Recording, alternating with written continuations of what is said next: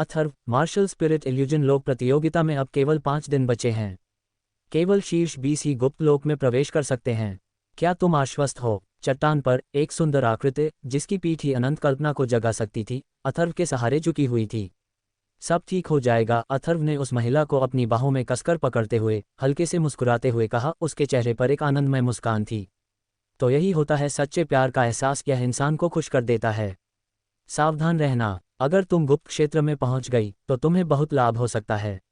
मुझे डर है कि मैं शीर्ष 20 में जगह नहीं बना पाऊंगी, देवांशी ने धीरे से कहा। उसे शीर्ष 20 में पहुंचने का जरा भी भरोसा नहीं था। ड्रैगन रैंकिंग के शीर्ष 20 में शामिल शिष्य सभी प्रतिभाशाली लोगों में प्रतिभाशाली थे। हालांकि मार्शल सोल तक पहुंचने के बाद उसकी प्रतिभा में काफ़ी सुधार हुआ था, फिर भी समय कम था और वह अभी तक ड्रैगन रैंकिंग के शीर्ष 20 में शामिल लोगों तक नहीं पहुंच पाई थी। बस अपना सर्वश्रेष्ठ करो, तुम्हारी ताकत पहले से ही बहुत ज़्यादा है। अगर चाचा को पता होता कि तुम पहले से ही एक मार्शल सोल हो तो शायद वे 3 दिन और 3 रात खुश रहते, अथर्व ने हल्की मुस्कान के साथ कहा। अगर शास्त्री परिवार को पता चलता कि देवांशी ने ड्रैगन रैंकिंग में प्रवेश कर लिया है तो यह निश्चित रूप से पूरे कबीले के लिए एक खुशी का अवसर होता।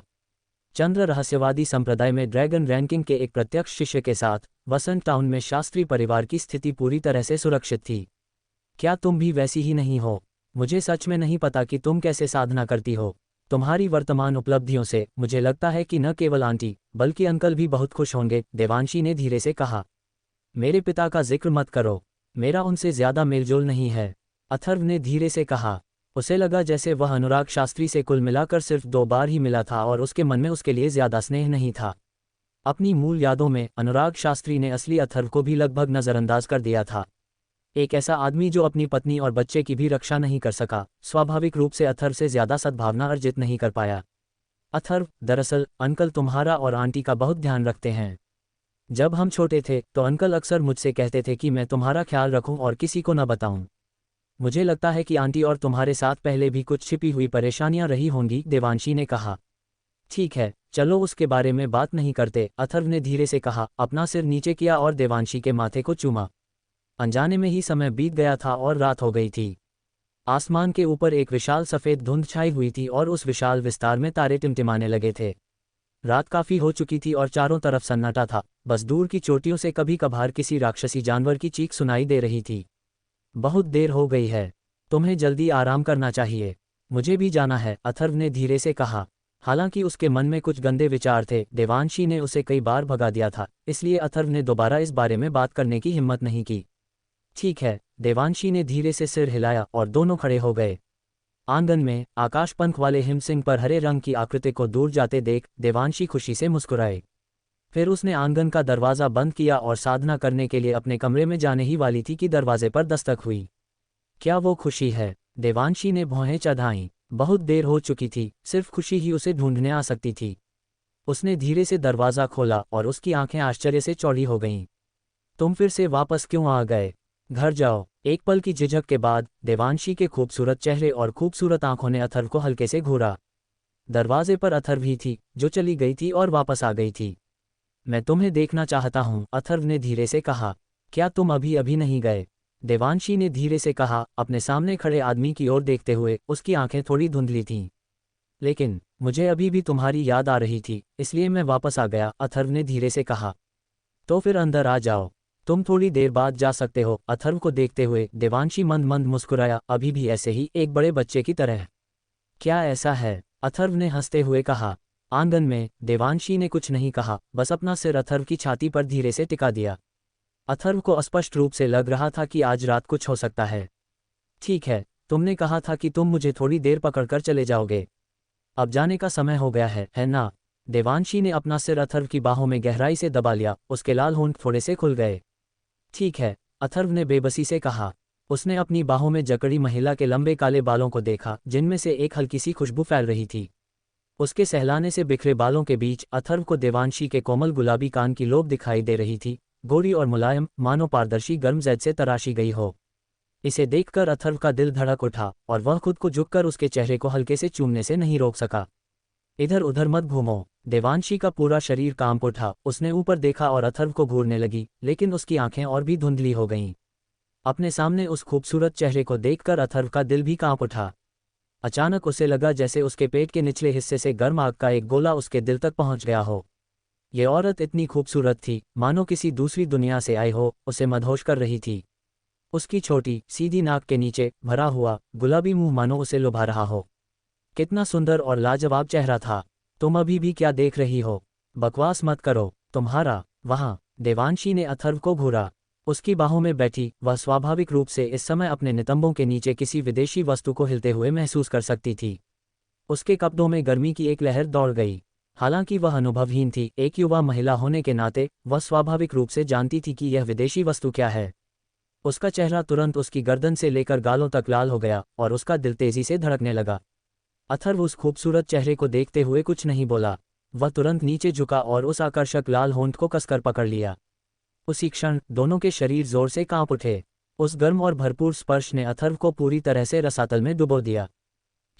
तुम। देवांशी बोल नहीं पाए। अथर्व के चुंबन के बाद उसने अनायास ही अपनी बाहें उसके गले में लपेट लीं और उसके होठों का जवाब देने लगी। उसके होठों से एक झुनझुनी बिजली सी दौड़ गई जो उसे धीरे धीरे पूरी तरह से रसातल में खींच रही थी। चुंबन धीरे धीरे गहरा होता गया। अथर्व ने बिना किसी रोक टोक के उसे चूमा। उसकी जीभ तैरते सांप की तरह उसके गर्म होठों को खोल रही थी, उसके ठंडे सफ़ेद दांतों से टकरा रही थी। देवांशी के दांतों की दो पंक्तियां अचानक अलग हो गईं और एक मुलायम चिकनी सुगंधित जीभ तुरंत उसकी जीभ से जुड़ गई। इस क्षण वासना की रहस्यमय और लहरदार चिंगारियां भड़क उठीं। वे सब कुछ भूल गए, खुद को पूरी तरह से खो बैठे और सब कुछ एक तरफ फेंक दिया, सब कुछ हवा में उड़ा दिया। उनके होंठ एक दूसरे से ऐसे चिपके रहे जैसे लंबे समय से सूखी जमीन मीठी बारिश से मिल रही हो और उनके दिलों की ख्वाहिशों का अंतहीन आदान प्रदान हो रहा हो। जाने कितनी देर बाद और बिना जाने कैसे वे कमरे में आ गए थे। ये देवांशी का बौडोया था। अथर्व यहाँ पहली बार नहीं आई थी। चारों ओर देखने पर बौडोया एक युवती के कोमल एहसास से भरा हुआ था। अथर्व, अभी सही समय नहीं आया है। लाल बिस्तर पर देवांशी ने अपने से सटे आदमी को देखा। उसकी खूबसूरत आंखें धीरे धीरे धुंधली होती जा रही थीं। सही समय कब है? अथर्व ने उस महिला की ओर देखते हुए धीरे से पूछा। तीर डोरी पर था और उसे छोड़ना ही था। मुझे भी नहीं पता, देवांशी ने शर्माते हुए कहा। इस वक्त उसकी हिम्मत नहीं हुई कि वह अथर्व की तरफ सीधे देख सके। तो अब सही समय है, अथर्व ने धीरे से कहा। नहीं। देवांशी कुछ और कहना चाहती थी, लेकिन एक पल में उसके होंठ फिर से बंद हो गए और उसका भारी शरीर उस पर दब गया। एक जानी पहचानी गर्म धारा एक बार फिर उसके होंठों में उमड़ पड़ी। देवांशी मानो बिजली के झटके से कांप उठी, मानो उसके शरीर में कर्क दौड़ रहा हो। उसके हाथ सचमुच उसके शरीर पर घूम रहे थे, उसकी छाती के निषिद्ध क्षेत्र में घुसपैठ कर रहे थे। लेकिन इस एहसास ने उसे सुन्न कर दिया और वह बिल्कुल भी विरोध नहीं कर पा रही थी।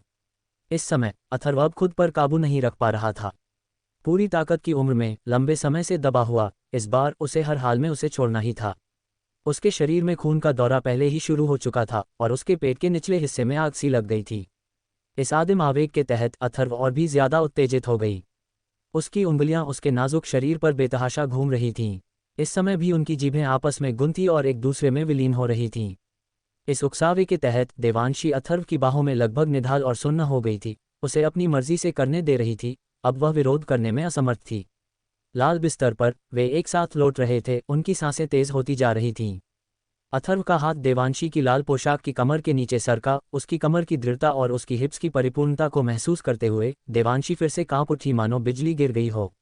उस आदमी को दोनों हाथों से कसकर पकड़े हुए देवांशी को इस समय पता था कि जो कुछ होने वाला था उसे नकारने में वह शक्तिहीन थी।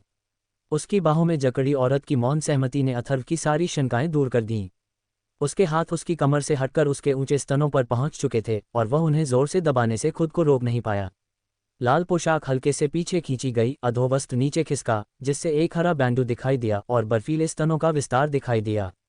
शुद्ध सफ़ेद सरकंडों से बंधी एक लड़की खड़ी है जो जैद जैसी है। खिड़की खोलते ही चांदनी चमक उठती है। मोमबत्ती बुझाते हुए वह अपना रेशमी लहंगा खोलती है। बिस्तर के पर्दों के भीतर मुस्कुराती हुई उसका पूरा शरीर ऑर्किड और मीठी घास की खुशबू से महक रहा है। सपने देखते और मुस्कुराते हुए उसके मनमोहक गड्ढे उभर आते हैं। उसके सोते हुए बाल गिरे हुए फूलों पर दब जाते हैं। उसकी जैद कलाइयों पर चटाई के निशान उभर आते हैं और सुगंधित पसीना लाल धुंध को भिगो देता है। खिड़की के बाहर रात की हवा धीरे धीरे बह रही थी। कमरे के अंदर ये दो व्यक्ति स्वर्ग और पृथ्वी की आध्यात्मिक ऊर्जा को ग्रहण करते हुए एक हो गए थे। बार बार बादल उमड़ते और वर्षा होती जिससे सब कुछ आकार लेता। नश्वर संसार में एक असीम वसंत दृश्य प्रकट हो रहा था। रात बीत गई, चमकता चांद धीरे धीरे धुंधलाता गया। युनयान पर्वत श्रृंखला के भीतर चोटियां कभी कभी चांदी की तरह चमक उठतीं। सुबह की हवा बह रही थी और पेड़ों की चोटियां हल्की सी हिल रही थीं, जिससे उनके बीच भूतिया मूर्तियों जैसी लंबी मायावी परछाइयां पड़ रही थीं। गहरे पीले आकाश में चोटियां कांसे के रंग के क्षितिज पर छाया सी दिखाई दे रही थीं। जैसे ही धरती पर सब कुछ सुबह की कोमलता में जाग उठा, गुलाबी बादल उमड़ पड़े और चोटियों के बीच से सूरज की रोशनी भेदती हुई सुनहरी किरणें बिखेर रही थी। पर्वत चोटियों पर पारदर्शी हल्के बैंगनी और हल्के पीले रंग की पतली रोशनी की लड़ियां थीं। कमरे के अंदर जब अथर्व की नींद खुली तो एक नाजुक शरीर अभी भी उसकी बाहों में लिपटा हुआ था। अथर्व को कल रात हुई हर बात का पूरा यकीन था। इस समय बिस्तर पर खिले हुए कुछ लाल फूल भी अथर्व को बता रहे थे कि कल रात कोई सपना नहीं था। पिछली रात के पागलपन के बारे में सोचते हुए अथर्व अपने मुंह के कोने पर मुस्कुराहट लाए बिना नहीं रह सका और धीरे से बुदबुदाया, आखिरकार मैं अब कुंवारी नहीं रही। अब से मैं एक ऐसा आदमी हूं जिसका इलाज हो चुका है। अरे व्यभिचारी, क्या तुम जाग रहे हो? उसकी बाहों में मौजूद खूबसूरत महिला ने अपनी प्यारी आंखें खोली और अथर्व की ओर देखा। उस औरत को अपनी बाहों में भरते हुए अथर्व ने एक संतुष्ट मुस्कान बिखेरी। ऐसी औरत पाना ही इस जिंदगी का सौभाग्य था। अगली बार तुम्हें रुकने नहीं दिया जाएगा। बहुत दर्द होता है। अथर्व के शरीर पर एक हल्की सी मुक्का पड़ी, जिससे देवांशी का चेहरा शर्म से लाल हो गया। क्या ऐसा है? अथर्व ने एक दुष्ट मुस्कान दी और एक बार फिर उस महिला को अपनी बाहों में दबा लिया। मार्शल स्पिरिट इल्यूजन में ड्रैगन सूची के सभी शिष्यों के बीच प्रतियोगिता आखिरकार शुरू हो गई थी। गुप्त भूमि में प्रवेश करने से पहले आयोजित ये प्रतियोगिता चंद्र रहस्यवादी संप्रदाय में सभी का ध्यान आकर्षित करने के लिए पर्याप्त थी। यहाँ तक कि चंद्र रहस्यवादी संप्रदाय के क्षेत्र के आसपास के शहरों से कई बाहरी संप्रदाय के बुजुर्ग भी युवा पीढ़ी के कुलीनों के बीच इस प्रतियोगिता को देखने के लिए वापस आ गए, जो हर 3 साल में एक बार ही होती थी।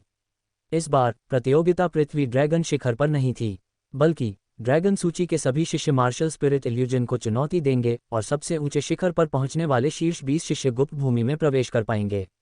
गुप्त भूमि में प्रवेश कर पाना ही इस बात का प्रतीक था कि भविष्य में कोई व्यक्ति चंद्र रहस्यवादी संप्रदाय का प्रमुख शिष्य बन जाएगा। चंद्र रहस्यवादी संप्रदाय के अनगिनत शिष्यों ने ऐसे अवसर का सपना देखा था। यद्यपि चंद्र रहस्यवादी पर्वत श्रृंखला में चंद्र रहस्यवादी संप्रदाय के क्षेत्र में केवल दसियों हजार शिष्य थे, लेकिन बाहरी संप्रदाय के शिष्यों की कुल संख्या आसानी से 10 लाख से अधिक होगी। चंद्र रहस्यवादी संप्रदाय के मूल में प्रवेश करने में सक्षम होना वास्तव में कुछ ऐसा था जिसका सपना सभी चंद्र रहस्यवादी संप्रदाय के शिष्यों ने देखा था। सुबह सुबह जैसे ही भोर की पहली किरणें बिखरी, चंद्र रहस्यवादी संप्रदाय के अनुयायी मार्शल स्पिरिट इल्यूजन के बाहर चौक की ओर बढ़ रहे थे। वे सभी उन 20 शिष्यों को देखने के लिए एक अच्छी जगह सुरक्षित करना चाहते थे जो अंततः गुप्त भूमि में प्रवेश करेंगे। आज का दिन भी मार्शल स्पिरिट इल्यूजन में हर 3 साल में एक बार आने वाला दिन था, जब सभी शिष्यों को, जिनमें पुराने और नए दोनों शामिल थे, मार्शल स्पिरिट इल्यूजन प्लाजा में प्रवेश करने की अनुमति दी गई थी। सुबह के समय जैसे ही सूरज थोड़ा ऊपर उठने लगा, मार्शल स्पिरिट इल्यूजन के विशाल पर्वत के सामने का विशाल चौक पहले से ही घनी आकृतियों से भरा हुआ था और अभी भी कई शिष्य आ रहे थे। एक नज़र में वहां आसानी से 10,000 से ज्यादा लोग थे। ये शिष्य थे जिन्होंने रात भर की यात्रा की थी। पुराने और नए शिष्यों के पास उड़ने वाले राक्षसी जानवरों की सवारी नहीं थी। हालांकि वे चंद्र रहस्यवादी संप्रदाय के क्षेत्र में थे, लेकिन पहाड़ एक दूसरे से बहुत दूर थे। जो लोग दूर रहते थे उनके लिए मार्शल स्पिरिट इल्यूजन तक पहुंचने के लिए एक दिन और एक रात चलना भी शायद काफी न हो। विशाल पर्वत के सामने हजारों लोगों के जमा होने के बावजूद वहां भीड़ भाड़ का एहसास नहीं हुआ। अगर 10,000 और लोग भी इकट्ठा हो जाते तो भी शायद वहां भीड़ भाड़ का एहसास नहीं होता। जैसे जैसे लोगों की संख्या बढ़ती गई, कई शिष्य आपस में कानाफूसी करने लगे। स्वाभाविक रूप से चर्चा का विषय उन शिष्यों के इर्द गिर्द घूम रहा था जो इस बार गुप्त भूमि में प्रवेश के लिए 20 स्थान सुरक्षित करेंगे। देखो, तुम्हें क्या लगता है कि इस बार गुप्त भूमि में कौन प्रवेश कर पाएगा? युद्ध ब्लेड प्रभास, पूर्ण तलवार संजू, फ्लाइंग ईगल अनुष, उन्हें स्वाभाविक रूप से कोई समस्या नहीं होगी। घोस्ट हैंड गुंजन को भी कोई समस्या नहीं होनी चाहिए, है ना? अथर्व को भी कोई दिक्कत नहीं होगी, वो हमारा भाई है। भीड़ में से कुछ आवाजें आसपास की आवाजों से थोड़ी ऊंची थीं। ये थे प्रीतू, रशिक, फैजान और इराज, जो आंगन नंबर 806 से थे। अपने पूर्व रूममेट का साथ देने के लिए उन्होंने एल्डर वाइट ब्रॉस से 3 दिन और 3 रातों तक विनती की थी। इस बार एल्डर वाइट ब्रॉस उन्हें उड़ते हुए राक्षसी जानवर से लाए थे। हुश हुश, आकाश में एक विशालकाय राक्षसी जानवर अपने पंख फड़फड़ाते हुए ऊपर उड़ रहा था, जिससे हवा का एक जोरदार झोंका आ रहा था। उसकी शक्तिशाली आभा में सभी शिष्य ऊपर देखकर उसे देखने लगे। अथर्व, आज की प्रतियोगिता में तुम लापरवाह नहीं हो सकती। तुम्हें शीर्ष 20 में आना ही होगा। एजियोर जेड वुल्फ ईगल की पीठ पर आशुतोष ने अथर्व से धीरे से कहा। ये शिष्य सावधान रहेगा, अथर्व ने नीचे घाटी चौक में हजारों की घनी भीड़ को देखते हुए धीरे से कहा। उसे थोड़ा आश्चर्य भी हुआ, आज सचमुच बहुत से शिष्य आए थे। नीला जेड वुल्फ ईगल, यह एल्डर आशुतोष है। विशाल राक्षसी जानवर को देखकर सभी शिष्यों ने धीरे से कहा। हुश हुश, 4 आकृतियां एजियोर जेड वुल्फ ईगल के पीछे से नीचे कूद गईं और मार्शल स्पिरिट इल्यूजन पर्वत के सामने चुपचाप उतर गईं। नमस्कार एल्डर आशुतोष। रक्षक और कई बाहरी संप्रदाय के बुजुर्ग जो पहले ही वहां आ चुके थे, उन्होंने तुरंत प्रणाम किया। जल्दी देखो, यह अथर्व है। कुछ समय पहले तक ये नया शिष्य था, लेकिन अब ये ड्रैगन सूची में शीर्ष 20 विशेषज्ञों में से एक है। अथर्व को देखकर कई शिष्यों ने चुपचाप उसके बारे में चर्चा की, उनकी आंखें पूर्ण ईर्ष्या से भरी हुई थीं। हुश हुश, आकाश में उड़ते हुए राक्षसी जानवरों के बड़े बड़े समूह अपने पंख फड़फड़ाते हुए आए। शक्तिशाली आभाओं की लहरों के बीच प्रत्येक उड़ता हुआ राक्षसी जानवर 5वें स्थान पर था। अथर्व ने ऊपर देखा और पाया कि ये सभी चंद्र रहस्यवादी संप्रदाय के बुजुर्ग थे जो वहां पहुंच गए थे। प्रत्येक बुजुर्ग के पास कई शिष्य थे, जिनमें से सभी के पास शक्तिशाली आभाएं थीं। दर्जनों लोग उतरे, उनकी शक्तिशाली आभा में उतार चढ़ाव आया, जिससे प्लाजा की जमीन से धूल की एक परत उड़ गई। नमस्कार प्राचीनों। आसपास के शिष्य, संरक्षक और बाहरी प्राचीन तुरंत फिर से झुके। ये पूर्ण तलवार संजू है, जो ड्रैगन सूची में 5वें स्थान पर है। संजू के पीछे जेंग चुक्सियोंग, जो ड्रैगन सूची में 12वें स्थान पर है, और अनंग, जो ड्रैगन सूची का विशेषज्ञ है, प्रतीत होता है। वे सभी एल्डर झाओ के शिष्य हैं। घोस्ट हैंड डूजिचुन भी आ गया है, ड्रैगन सूची में 9वें स्थान पर है। जल्दी अधिपति कृपाण लांग सेन को देखो। अधिपति कृपाण लांग सेन भी आ गए हैं। ड्रैगन सूची में उनका स्थान 6ठा है। फ्लाइंग ईगल अनुष ड्रैगन सूची में 7वें स्थान पर है। इस बार उसे निश्चित रूप से गुप्त भूमि में प्रवेश करने की उम्मीद है। युद्ध जनरल प्रभास ड्रैगन सूची में 3रे स्थान पर हैं। उनका आभामंडल बहुत शक्तिशाली है। ड्रैगन सूची में 3रे स्थान पर रहने वाले से जैसी उम्मीद थी। देवांशी भी आ गई हैं, वह बहुत खूबसूरत हैं। कहा जाता है कि वह और मिसवंतिका चंद्र रहस्यवादी संप्रदाय की 2 सबसे खूबसूरत महिलाएं हैं। वे वाकई बहुत खूबसूरत हैं। ऐसा कहा जाता है कि देवांशी अथर्व की औरत है। यहाँ तक कि flying eagle Anush, absolute sword Zhao Qingtian और ओवरलॉर्ड सेबर लॉन्गसेन को भी कोई उम्मीद नहीं है, इसलिए इसके बारे में सोचना भी मत। क्या वे भाई बहन नहीं हैं? क्या ऐसा हो सकता है? बकवास मत सोचो। मैंने सुना है कि देवांशी को शास्त्री परिवार ने गोद ले लिया है। वह एक दत्तक पुत्री है, उसका कोई रक्त संबंधी नहीं है। उस बच्चे अथर्व को पानी के करीब होने का फायदा मिला। जल्दी देखो, परम तलवार संजू के बगल में कौन है? हे भगवान, ये यश है। यश ड्रैगन सूची में पहले स्थान पर है। जैसे ही ड्रैगन लिस्ट के विशेषज्ञ पहुंचे, उनके आसपास कई शिष्यों ने उत्साहपूर्वक चर्चा की। आम दिनों में उन्हें इन विशेषज्ञों से मिलना कम ही होता था। अथर्व की नज़र इस समय ड्रैगन लिस्ट के शिष्यों के समूह पर टिकी थी। फ्लाइंग ईगल अनुष एल्डरसन के बगल में खड़ा था, उसे एल्डरसन का शिष्य होना चाहिए। अधिपति कृपाण लांगसान एल्डर वू के शिष्य थे, जबकि युद्ध ब्लेड को दाओ जो एल्डर यान के शिष्य थे। भीड़ में अथर्व ने देवांशी, प्रतिमा, खुशी और कुयू को भी देखा। देवांशी चुपके से अथर्व को देख रही थी और उसके चेहरे पर तुरंत शर्मिंदगी की एक झलक दिखाई दी। अथर्व, तुम्हें संजू के बगल वाले व्यक्ति पर ध्यान देना होगा। वह यश है, संजू का बड़ा भाई, विश्वनाथ का पोता और ड्रैगन सूची में पहला व्यक्ति भी। वह पहले से ही 3रे स्तर का आत्मा जनरल है और लगभग 1000 वर्षों में चंद्र रहस्यवादी संप्रदाय में सबसे प्रतिभाशाली आत्मा अभ्यासी शिष्य के रूप में प्रतिष्ठित है। युयुकियान की आवाज़ अथर्व के कान में बोली। ड्रैगन सूची में प्रथम, 3य स्तरीय आत्मा सेनापति। अथर्व चौंक गया। तो यह व्यक्ति ड्रैगन सूची में प्रथम स्थान पर था। अथर्व को याद आया कि कुछ दिन पहले मुख्य हॉल में यही वह व्यक्ति था जिसने उसे ठंडी नज़रों से देखा था। तो वह प्रतिहार परिवार से था। इतनी उम्र में, शायद केवल 25 वर्ष की उम्र में, और एक 3य स्तरीय आत्मा सेनापति, ऐसी प्रतिभा बिल्कुल आश्चर्यजनक थी। चंद्र रहस्यवादी संप्रदाय सचमुच असाधारण है, अथर्व ने उस समय बड़ों के बगल में मुख्य शिष्यों को देखते हुए मन ही मन सोचा। उनमें से प्रत्येक में अद्भुत प्रतिभा थी। हालांकि वे युवा थे, फिर भी वे निश्चित रूप से कुलीन थे। इन शिष्यों के साथ चंद्र रहस्यवादी संप्रदाय के विशेषज्ञ बारिश के बाद बांस की टहनियों की तरह उभरेंगे। संप्रदाय की शक्ति के कमजोर होने की चिंता क्यों करें? हुश हुश, ठीक इसी समय एक विशाल उड़ते हुए राक्षसी जानवर पर सवार होकर कई और आकृतियां आकाश में उतरीं।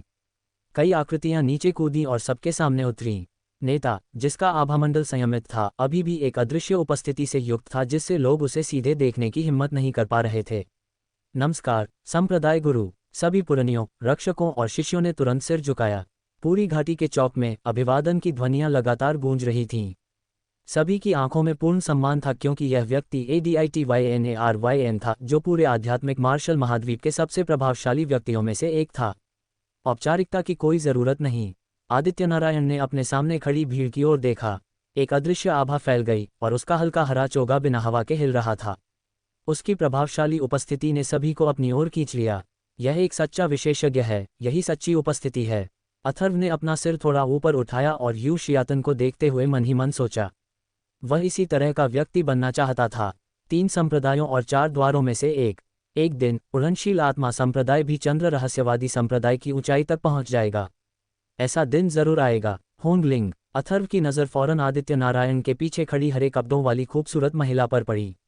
इस घमंडी लड़की का वजन कुछ कम हो गया था। उसकी नज़रें सीधे आगे की ओर टिकी थीं, मानो वह जानबूझकर उसे अनदेखा कर रही हो।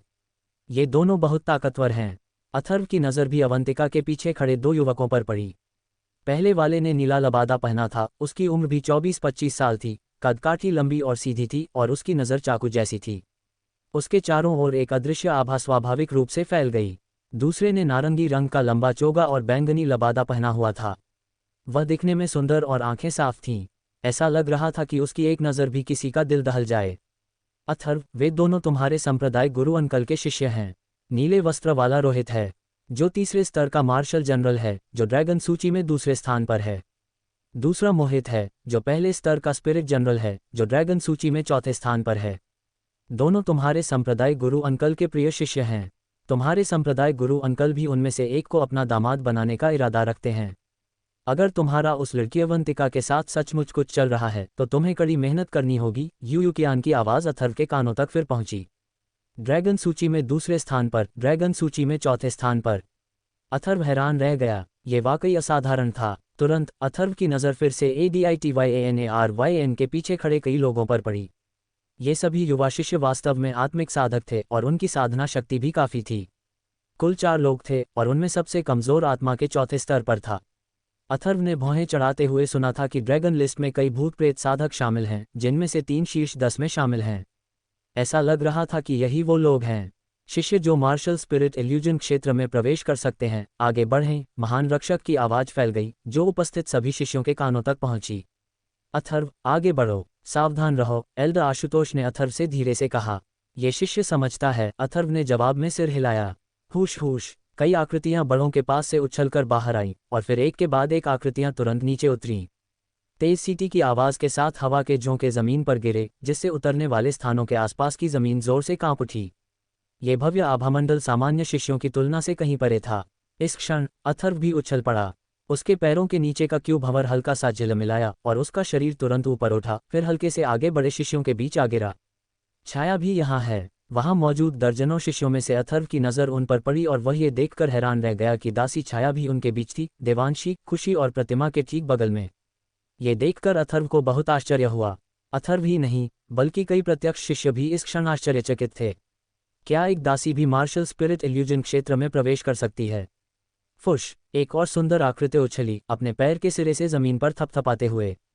उसका शरीर गिरते हुए पत्ते जैसा था, सीधे आसमान में उड़ रहा था। यह अवंतिका थी। अवंतिका के पैरों के नीचे एक आकारहीन सफ़ेद भंवर झिलमिला रहा था, जो तुरंत अंतरिक्ष को चीरता हुआ नीचे उतर रहा था। वह अथर्व के ठीक बगल में उतरी, चाहे जानबूझकर या अनजाने में। एक नाजुक पैर अथर्व के पैर पर जोर से पड़ गया। हम्फ, अवंतिका ने धीरे से कहा, फिर 2 कदम आगे बढ़कर आगे की पंक्ति में चली गई। अथर्व की ओर एक और नज़र भी नहीं डाली। ये औरत, अथर्व ने बेबसी से आह भरी। ऐसा लग रहा था कि इस बदतमीज लड़की की उसके प्रति नफरत अभी भी कम नहीं हुई थी। 62 लोग। अथर्व ने अपने आसपास देखा। कुल 62 लोग थे। ड्रैगन रैंकिंग के 50 और पृथ्वी ड्रैगन के शिखर पर प्रतिस्पर्धा करने वाले 10, कुल मिलाकर 60। आखिरी 2 छाया और युन होंगलिंग थे। अथर्व ने पहले भी ड्रैगन रैंकिंग की बारीकी से जांच की थी। युन होंगलिंग में ड्रैगन रैंकिंग में ऊपर आने की ताकत जरूर थी, लेकिन अजीब बात यह थी कि उसने कभी अपना नाम उस पर नहीं लिखा था। मेरा मानना है कि आज यहाँ आने का उद्देश्य कुछ ऐसा है जिसे सभी शिष्य पहले से ही जानते हैं, इसलिए मैं इस पर और विस्तार से नहीं बताऊंगा। मार्शल स्पिरिट इल्यूजन क्षेत्र को समायोजित कर दिया गया है। मार्शल क्षेत्र और स्पिरिट क्षेत्र को अस्थायी रूप से मिला दिया गया है। सभी शिष्य पहले स्तर से प्रवेश करेंगे, जिसकी सीमा 10 दिन है। 10 दिनों के बाद मार्शल स्पिरिट इल्यूजन क्षेत्र के उच्चतम स्तरों को पार करने वाले 20 शिष्य गुप्त क्षेत्र में प्रवेश करने के योग्य होंगे। याद रखें, आपके पास केवल 10 दिन हैं, इसलिए आपके पास बर्बाद करने के लिए समय नहीं है। यदि आप असफल होते हैं तो आपको स्वचालित रूप से बाहर भेज दिया जाएगा और कोई दूसरा मौका नहीं होगा। आप में से किसी को भी लापरवाह नहीं होना चाहिए। महान रक्षक की आवाज़ 62 शिष्यों के कानों तक पहुंची। सोच रहा हूं कि जीतने के लिए मुझे कितने लेवल पार करने होंगे, अथर्व ने मन ही मन सोचा। ये थोड़ा परेशानी भरा था। अगर वह पूरी ताकत लगाकर बहुत सारे लेवल पार कर लेता तो उसकी ताकत जाहिर हो जाती। अगर वह बहुत कम लेवल पार करता तो हारना मुश्किल हो जाता। याद रखें, मार्शल क्षेत्र और आत्मा क्षेत्र को समायोजित किया गया है, इसलिए सभी भ्रम भी वास्तविक हो सकते हैं। आपको लापरवाह नहीं होना चाहिए। ये प्रशिक्षण नहीं है, यह एक प्रतियोगिता है। ठीक है, सभी शिष्यों, मार्शल स्पिरिट इल्यूजन क्षेत्र में प्रवेश करना शुरू करें। आप में से प्रत्येक के लिए यहाँ एक जेड पर्ची है। यदि 10 दिन पूरे होने से पहले केवल अंतिम 20 शिष्य ही बचे हैं तो हम आपको जेड पर्चियों के माध्यम से बाहर आने के लिए सूचित करेंगे, महान रक्षक ने फिर कहा। फिर शिष्यों को अपनी जेड पर्चियां प्राप्त करने और मार्शल स्पिरिट इल्यूजन क्षेत्र में प्रवेश करने के लिए आगे आने का इशारा किया। इससे थोड़ी मुश्किल बढ़ जाती है, अथर्व ने भौहें चढ़ाईं।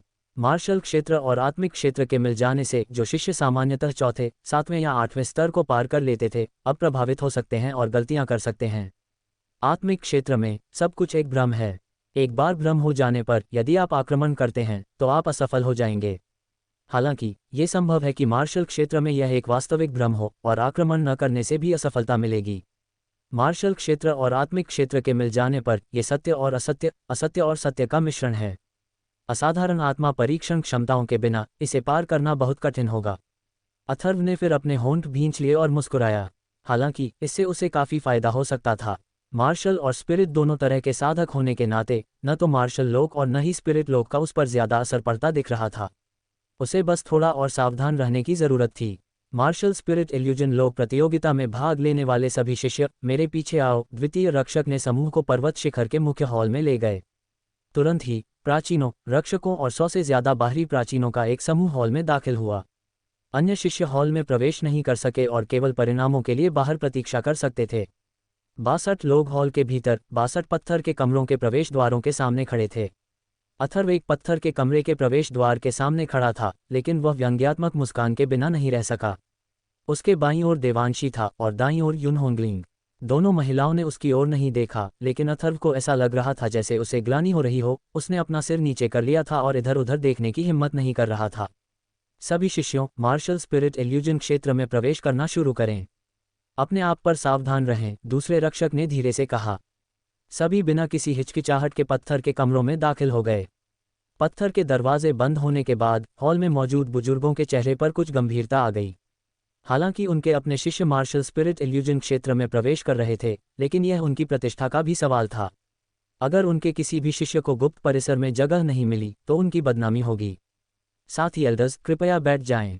हमारे पास 10 दिन हैं और हम देख सकते हैं कि इस बार कितने शिष्य हमें आश्चर्यचकित करेंगे, आदित्यानार्यन ने हॉल में मौजूद सभी लोगों से कहा। संरक्षकों ने हॉल में पहले से ही सीटों की व्यवस्था कर रखी थी। इस समय मार्शल स्पिरिट इल्यूजन क्षेत्र में एक चमकदार रोशनी के बाद अथर्व के सामने एक घाटी दिखाई दी। चारों ओर घनी झाड़ियां थीं और वातावरण कुछ मिस्ट सिटी पर्वत श्रृंखला जैसा था। फुश! अथर्व के सामने एक 3 मीटर का शरीर तुरंत झाड़ियों से बाहर निकल आया। प्रथम श्रेणी का राक्षसी जानवर। अथर्व की सच्ची ची उसके हाथ में कंपन कर गई और हवा में से एक हथेली का निशान हल्के से उभरा, जो सीधे उसकी ओर दौड़ रहे प्रथम श्रेणी के राक्षसी जानवर से टकराया। ये तुरंत ऊर्जा में बदल गया और अंतरिक्ष में गायब हो गया। सभी ने पहले स्तर से शुरुआत की और ऊपर की ओर बढ़ते गए। अथर्व को मार्शल स्पिरिट इल्यूजन क्षेत्र की कुछ समझ थी। इस पहले स्तर में केवल कुछ प्रथम श्रेणी के राक्षसी जानवर ही होने चाहिए थे, जिन्हें खत्म करना मुश्किल नहीं था। मार्शल स्पिरिट इल्यूजन क्षेत्र पर्वत शिखर के बाहर आसपास की गहरी घाटियों में बने चौक पर लोगों की संख्या बढ़ती ही जा रही थी। लगभग सभी शिष्य चौक पर 10 दिनों के बाद आने वाले परिणामों की प्रतीक्षा कर रहे थे। झाओ किंगहाई, रोहित, झाओ किंगटियन, को दाओजुए, चारों लोग तीसरे स्तर के पहले स्तर पर पहुंच गए हैं। अनुष, डूजचुन दूसरे स्तर के 9वें स्तर पर पहुंच गए हैं। 3 घंटे बाद मार्शल स्पिरिट इल्यूजन क्षेत्र के प्रभारी रक्षकों में से एक मुख्य हॉल के बाहर चौक पर पहुंचा और जोर से सबको घोषणा की। पिछले वर्षों की तरह हर 3 घंटे में एक रक्षक शीर्ष 20 के परिणामों की घोषणा करता था, अन्यथा चौक पर शिष्यों के लिए यह एक उबाऊ प्रतीक्षा होती। यश, रोहित, झाओ किंगटियन, प्रभास, ये चारों वाकई ड्रैगन रैंकिंग में शीर्ष 5 में शामिल हैं। वे इतनी जल्दी तीसरे स्तर पर पहुंच गए। ये तो बस शुरुआत है। मेरा अनुमान है कि पहले 2 दिनों में कोई भी असफल नहीं होगा। चौथे स्तर पर पहुंचने के बाद किसी न किसी को असफल होना शुरू हो जाना चाहिए। Dot dot dot dot dot dot dot dot dot dot dot dot dot dot dot. शिष्यों के एक समूह ने तुरंत उत्साह से चर्चा और विश्लेषण शुरू कर दिया। कई शिष्यों ने दांव लगाना भी शुरू कर दिया। मार्शल स्पिरिट इल्यूजन क्षेत्र के सभी 62 लोगों पर अलग अलग बाधाओं के साथ दांव लगाया जा सकता था। हालांकि ड्रैगन रैंकिंग के शीर्ष 10 में से किसी पर भी दांव नहीं लगाया जा सकता था। ड्रैगन रैंकिंग के शीर्ष 10 लोगों का गुप्त मैदान में प्रवेश लगभग निश्चित था, इसलिए स्वाभाविक रूप से कोई भी सट्टेबाज के रूप में काम नहीं करेगा। इस तरह की गतिविधि ने तुरंत ही कई लोगों को इसमें शामिल होने के लिए आकर्षित किया। थोड़ी देर बाद घनी भीड़ के बीच कई सट्टेबाजी के अड्डे दिखाई दिए और सट्टेबाजी के चिप्स भी अलग अलग थे। कुछ लोग सोने के सिक्कों से, कुछ नए शिष्य अंकों से और कुछ लोग युद्ध कौशल से भी दांव लगा रहे थे। संक्षेप में, यह एक रंग बिरंगी व्यवस्था थी। धीरे धीरे समय ऐसे ही बीतता गया और हर 3 घंटे में शीर्ष 20 नतीजों का अपडेट आता। ये 20 लोग तुरंत ही सट्टेबाजी के लोकप्रिय विकल्प बन जाते। तीसरा स्तर, 5वां स्तर। एक मैदान में तीसरे स्तर के बीच के 1 दर्जन से ज्यादा पृथ्वी के हाउलिंग वुल्व अथर्व पर सीधे हमला कर रहे थे। उनकी शक्तिशाली ऊर्जा अंतरिक्ष में हलचल मचा रही थी। हम्फ, अथर्व ने बिना किसी हड़बड़ी के हल्के से खर्राटे लिए। उसके पैरों के नीचे की असली क्यूई टिमटिमा रही थी और उसकी गति इन धरती के गरजते भेड़ियों से कई गुना तेज थी। उसका शरीर तुरंत एक प्रतिरूप में बदल गया और उनके चारों ओर प्रकट हो गया। हुश हुश हुश, उसका आकार दर्जनों पृथ्वी गरजते भेड़ियों के शरीरों के बीच गुंथ गया। दर्जन भर पृथ्वी गरजते भेड़ियों ने अथर्व के कपड़ों के कोने को भी नहीं छुआ। 10 लगातार प्रहार, 10 से ज्यादा उंगलियों के निशान लपटे लिए हुए अचानक बाहर निकले और अपने साथ एक चिलचिलाती हवा लेकर आए जिससे वह जगह दबाव से गूंज उठी। तुरंत ही अथर्व द्वारा दर्जनों मध्य तृतीय श्रेणी के पृथ्वी हाउलिंग भेड़ियों को सीधे मार दिया गया, जो तुरंत धुएं के रंग की ऊर्जा के बादल में बदल गए, जो बिखर गए। फुसफुसाहट। इस समय अथर्व के सामने 2 पत्थर के दरवाजे दिखाई दिए, एक बाहर निकलने के लिए और दूसरा छठे स्तर तक जारी रखने के लिए। जारी रखें, अथर्व ने जल्दी न करते हुए हंसते हुए कहा और छठे स्तर की ओर बढ़ता रहा। तीसरी मंजिल, 7वीं मंजिल में एक घाटी में अथर्व की आकृति अचानक एक विशाल चट्टान पर कूद पड़ी। लगभग कई 100 मीटर की दूरी पर उसने लगभग 200 मीटर आकार का एक मध्यम तीसरी मंजिल का गेंडा राक्षसी बैल धीरे धीरे अपनी ओर आता देखा। मध्य तृतीय श्रेणी, अथर्व ने तुरंत मन ही मन एक निर्णय लिया। इस प्रकार के राक्षसी जानवर यूनिकॉर्न डेमोनिक ऑक्स का मिस्ट सिटी पर्वत श्रृंखला में एक प्रारंभिक चतुर्थ श्रेणी भी था। अथर्व हल्के से मुस्कुराया, फिर तुरंत तैरती हुई रोशनी और छाया का इस्तेमाल किया। उसके पैरों के नीचे हवा का भंवर झंझना उठा और उसका पूरा शरीर बिजली की तरह अचानक चट्टान के पीछे से उछल पड़ा, ठीक उसी समय जब यूनिकॉर्न राक्षसी बैल ने सतर्कता से अपना सिर घुमाया। इस समय अथर्व पहले से ही उसके पीछे था और हवा का एक झोंका नीचे की ओर आया। वाह! गेंडा राक्षसी बैल ने एक धीमी दहाड़ लगाई और उसके शरीर के चारों ओर एक रोशनी चमक उठी। उसके एक सींग से अचानक एक पानी का तीर निकला, जिसने अथर्व पर जोरदार हमला किया। तितर बितर हो जाओ, अथर्व हल्के से मुस्कुराया, उसका शरीर अविश्वसनीय रूप से मुड़ गया और हमला तुरंत उसके पास से गुजर गया। एक पल में अथर्व के हाथ का एक हथेली का निशान सीधे एक सींग वाले राक्षस बैल की पीठ पर पड़ा। टकराना। हड्डियों के टूटने की आवाज के साथ एक सींग वाला राक्षस बैल तुरंत एक बड़ी चट्टान से जोर से टकराया, फिर जोर से गिरा, यहां तक कि जमीन भी हिल गई और फिर ऊर्जा धुएं के बादल में बिखर गया। जारी रखें, अथर्व हल्के से मुस्कुराया और आगे बढ़ गया। समय इसी तरह बीतता रहा। मुख्य हॉल में आशुतोष के चेहरे पर थोड़ी चिंता दिखाई देने लगी। 3 दिन बीत चुके थे और अथर्व अभी भी चौथी परत के दूसरे स्तर पर था, जबकि ज्यादातर लोग आमतौर पर चौथी परत तक पहुंच चुके थे। अब तक शीर्ष 20 शिष्य मूलतः चौथी परत के छठे स्तर तक पहुंच चुके थे और कुछ तो 8वें स्तर तक भी पहुंच गए थे। लगता है कोई न कोई जल्द ही असफल होकर बाहर निकल जाएगा, एल्डरजी ने बड़ों के बीच हल्के से कहा। पिछले वर्षों के आधार पर चौथी परत में प्रवेश करने के बाद कोई न कोई जल्द ही असफल हो जाता था। मार्शल और स्पिरिट लोगों को एक साथ मिलाने पर जो शिष्य आमतौर पर चौथी परत के 5वें स्तर तक पहुंच सकते थे, वे भी अगर बदकिस्मत रहे तो चौथी परत के पहले स्तर में असफल हो सकते थे। चिरप। एल्डर जेड के बोलने से पहले ही एक पत्थर का दरवाजा अचानक खुला और एक पीले वस्त्रधारी युवक उदास होकर बाहर निकला। त्रिविध मार्शल आत्मा के साधना स्तर के साथ वह चौथे स्तर के पहले स्तर में असफल हो गया था। पीले वस्त्र पहने ये शिष्य पत्थर के कमरे से बाहर निकला और एल्डरवू के पीछे खड़ा हो गया। वह एल्डरवू का शिष्य था। असफल होने वाला पहला शिष्य उसका अपना शिष्य था, जिससे एल्डरवू का चेहरा थोड़ा अप्रिय लग रहा था। चिरप। एक और नीले वस्त्रधारी युवक असफल रहा और मार्शल स्पिरिट इल्यूजन क्षेत्र से हट गया। वह एल्डरसन का शिष्य था, जिससे एल्डरवू का चेहरा और भी सुंदर हो गया। चौक पर असफल होने वाले शिष्यों की घोषणा तुरंत संरक्षकों द्वारा की जाती थी, जिससे दांव हारने वाले शिष्य अत्यंत उदास हो जाते थे। संप्रदाय गुरु खुशी की दासी छाया भी मार्शल स्पिरिट इल्यूजन क्षेत्र में प्रवेश क्यों कर सकती है? मुख्य हॉल में विश्वनाथ ने हॉल पर चमकते जेड पत्थर को घूरते हुए पूछा। इस समय सभी बुजुर्गों की नज़रें ADITYANARYAN पर भी पड़ीं। ये दासी छाया हमेशा सभी बुजुर्गों को हैरान करती रही थी। मार्शल स्पिरिट इल्यूजन क्षेत्र में प्रवेश के लिए एक दासी का भी प्रबंध किया जा सकता था। ठीक है, इसके कुछ कारण हैं जिन्हें मैं बाद में सभी बड़ों को विस्तार से समझाऊंगा, आदित्यनारायण ने फीकी मुस्कान के साथ कहा। अभी स्पष्ट रूप से समझाने का इरादा नहीं था। क्या यह अथर्व अभी भी चौथी परत के चौथे स्तर पर है? आदित्यनारायण ने मुख्य हॉल में जेड पत्थर पर प्रकाश को घूरते हुए कुछ उलझन में धीरे से पूछा। यह अथर्व पहले ही दर्जनों बार चौथी परत के पहले 6 स्तरों को पार कर चुका है। तार्किक रूप से कहें तो उसकी गति बेहद तेज होनी चाहिए, लेकिन अब वह 30वें स्थान से पीछे रह गया है, जो अजीब है, दूसरे रक्षक ने हल्के से कहा। चिरप, एक और पत्थर का दरवाजा खुला और हरे रंग की पोशाक में एक महिला शिष्या उदास भाव से पत्थर के कमरे से बाहर निकली। वह भी असफल हो गई और पीछे हट गई। पलक झपकते ही 5 दिन बीत गए। अब तक मुख्य हॉल में बैठे बुजुर्गों को सचमुच चिंता होने लगी थी। अब वह निर्णायक क्षण आ गया था। गर्जन। अथर्व के सामने 300 मीटर से भी ज्यादा लंबे शरीर वाला एक राक्षसी जानवर था, जिसके 8 अजीबोगरीब पैर थे। 8 पैरों पर नुकीले पंजे, मुंह में नुकीले दांत, पूरे शरीर पर मांसल कवच की एक मोटी परत और एक विशाल लंबी पूंछ थी। 8 पैरों वाला दानव कवच। अथर्व ने अपने सामने खड़े उस राक्षसी जानवर को घूरा। ये पेंगोलिन जैसा लग रहा था, लेकिन यह मध्य चौथी श्रेणी का एक 8 पैरों वाला दानव कवच था।